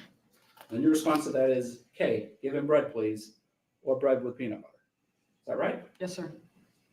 Not, oh my goodness. This is, if he's that hungry, yeah, make him some chicken nuggets, make him some pizza, make him some pizza rolls, make him any one of a dozen or so things that were in your freezer or your refrigerator, any of that. But that wasn't your response, was it? No, sir. Like I said, I was in court. I just was scrambling for an answer. You were in court, but you were able to send 1, 2, 3 text messages before you said you're in court, right? Yes, sir. And the first answer you come up with to feed your child was give him bread?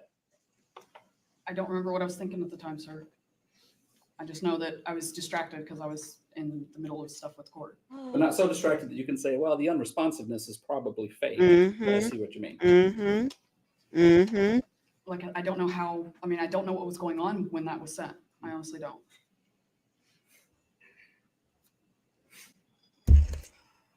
Mr. Johnson asked you about the hot sauce that you ordered, and we saw the bottles of hot sauce. Those weren't just ordered from Meijer, were they? No. You had to special order those, didn't you? On Amazon, yes, sir. I think you said the reason that you couldn't just get those from Meijer for your grocery delivery things is because they just didn't have hot sauce, right? No, they didn't have that type of hot sauce. That type of hot sauce. Okay. How did you conclude that that was the type of hot sauce that Timothy, how do I put this, both loved and got to be used as a punishment? Because the hot sauce that I had and the ones that I could access on the apps, he loved those hot sauces. So you had to go out of your way to find one even hotter, one that he didn't like. yes, sir.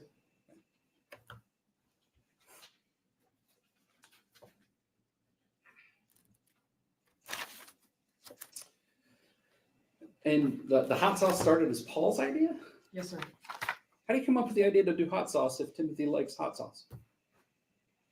Well, he said that if I guess he'd read something, if I remember correctly. I mean, the conversation's not, I mean, it's vague at best, but from what I remember, he'd said something about, he'd read something about something really hot, some new something. He's like, oh, this might be an idea to do it with a sauce that he doesn't like. So you tested out other hot sauces before you got to that point, and because he didn't react, you figured, let's just keep increasing the heat? Is that it? No, I mean, I don't remember how many I ordered, but I just went with something that was hotter than what I could get. So you tried to punish him with a lower hot sauce, but he doesn't respond. So then you increase how hot it is, I right? didn't try with the lower because I already knew he liked the lower hot sauce. How did it even occur to you to be a punishment for him to find one even hotter then? How is that even a punishment if he likes hot sauce? He never liked even the hot sauce, did he? Huh? Yes, he did. He ate spicy food. You heard Paul's testimony yesterday. I did. And you heard him say that he never wanted to eat those slices of bread with the hot sauce on it, didn't you? You heard that testimony. That's what I heard him say, yes.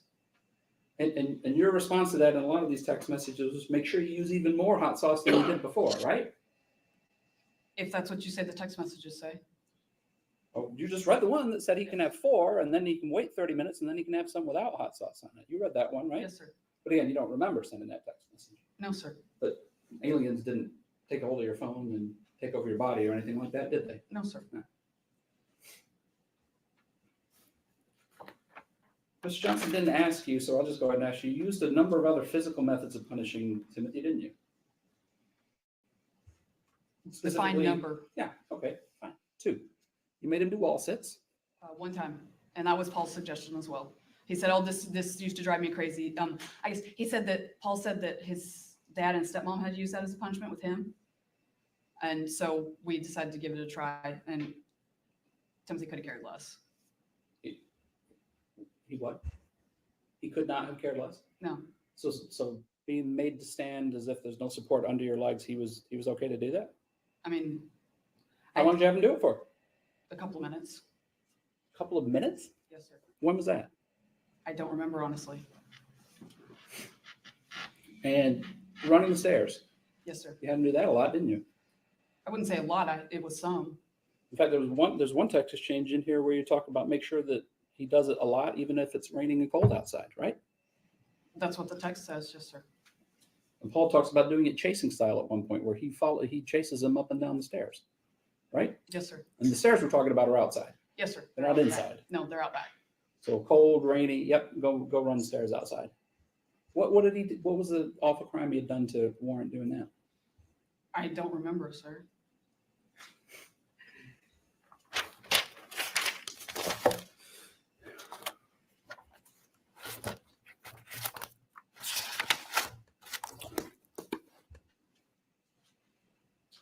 Right to page 6011.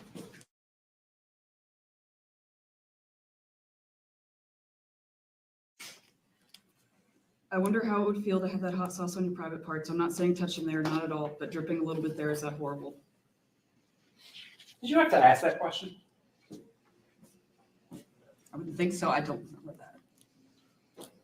I can't even imagine saying that. But you did. I know, but I can't even imagine it. About your child, right? Who at that point was in the middle of an ice bath and it lasted at least 2.5 hours at that point, right? What are you asking if I said that?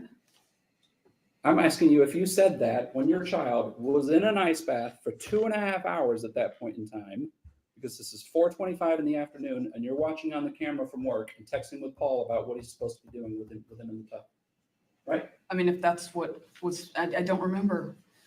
If that's what it says.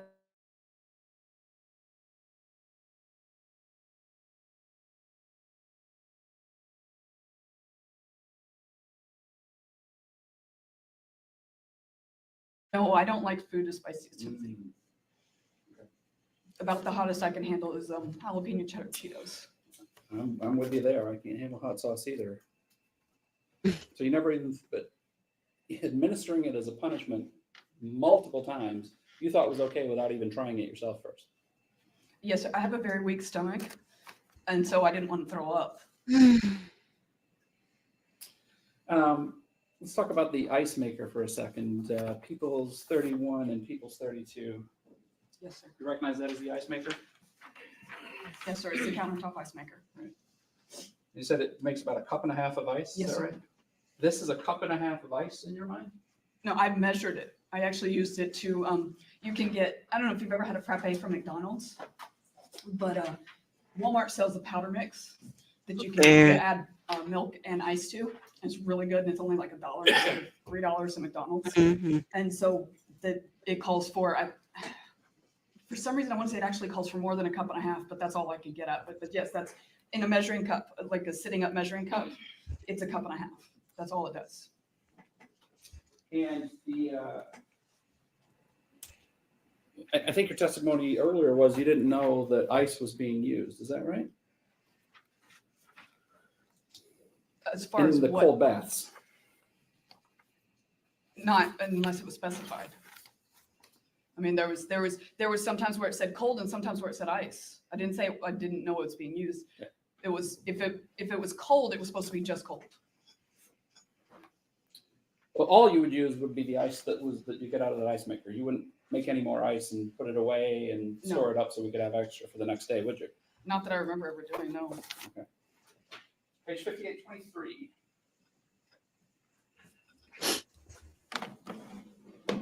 Read that. Those are all your text messages.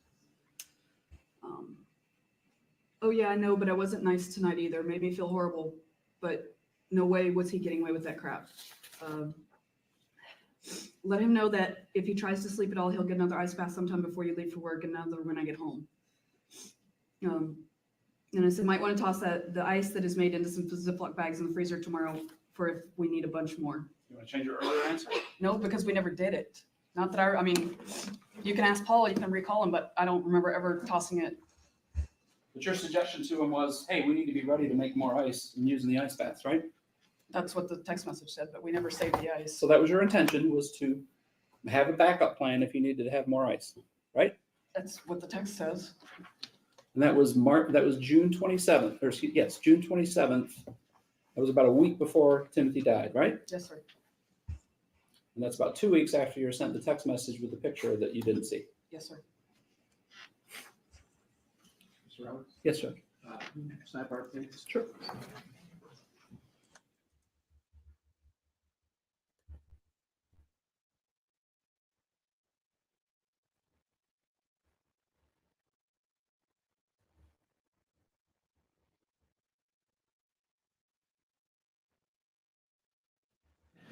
Ladies and gentlemen, as much as I used to do this in private practice, it was always tough to take breaks during examination, but as much as I hate to do it, I think it's a good time for a break right now. We've gone over an hour and 45 minutes, so we're going to take a little bit shorter than 15-minute break and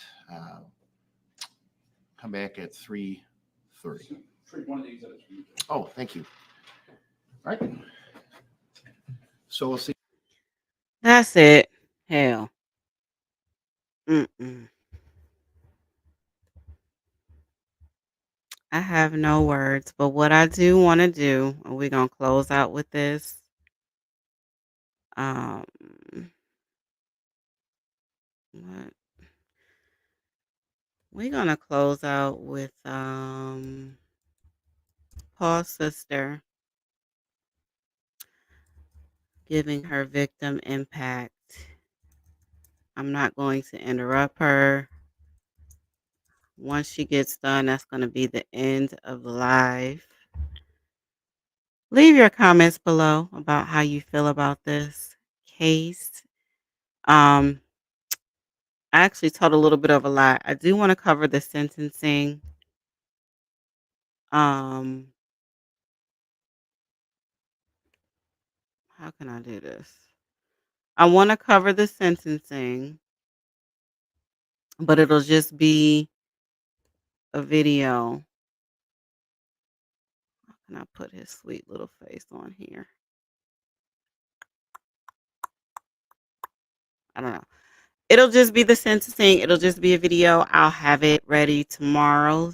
I want to thank everybody that stopped by. I did miss you guys, and we're back on track. So I will be posting regularly and trying to do 2 lives a week. Thank you to my mods, my new subscribers, my A1 day ones, my ride or dies, all my new members, and things of that sort. We are going to end with a tribute to little Timothy, who did not deserve this. Yeah, I will see you guys next time. Y'all take care. Can you please state your name for the record? Millie Joan Ferguson. All right, you may proceed. Go ahead, Ms. Ferguson. Thank you. I'm Millie. I'm Timothy's youngest older sister. I'm 2 years older than him. One of my earliest memories I have was being taken away from my parents by CPS. My 2 older brothers rode in a car ahead of us, and me and Timothy rode together in the second car. And in every picture we have as a family, Timothy was always right by my side. We were the 2 youngest, the 2 smallest. We were the 2 that sat in the middle in the backseat car rides with the 2 small car. The last 2 to get hand-me-downs, the 2 that never had to worry about not getting homework help from an older sibling. He was always 2 years behind me, so every time I got to the next level in school, that's how many years I had to wait for him to follow along.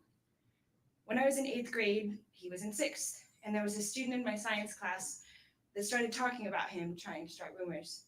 I stood up right as class was starting, as people were quieting down, and I shouted at him to never talk about my little brother.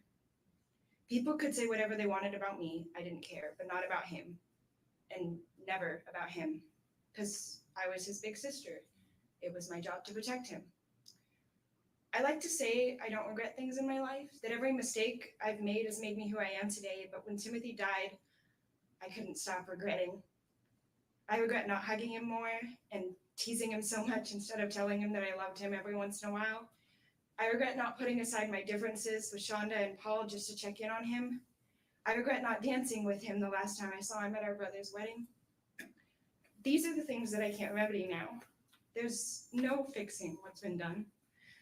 No way to redo it all over again, and that's my regret. That I couldn't protect him when he needed me most. Timothy was so smart. He could take anything apart with any tools, or none at all. He had trouble focusing, but when he did, he was just as smart as the rest of his class. He made people angry, yes, but then he would look at you with those big baby blue eyes, and you could never stay mad at him. It took me 6 months of therapy after he died to even properly feel the emotions of his death. And I'm still in therapy today. I've been trying so hard since he passed away just to try to let people know of him, let people know that he was loved, that there are people out there grieving for him. I'm here today for him because I was asked to speak for him, because I was given a victim impact statement form instead of a witness one, because the victim of this crime can't speak for himself. I knew him his whole life. I held him the day he was born, and I continued to try to hold his hand as long as he was by my side, until he wasn't. I want the woman who killed my little brother to face the highest punishment possible. I want her detained for the rest of her life so she can't hurt anyone else. And I want the world to know that Timothy was wanted. If not by her, then by me. He was loved by me. Thank you.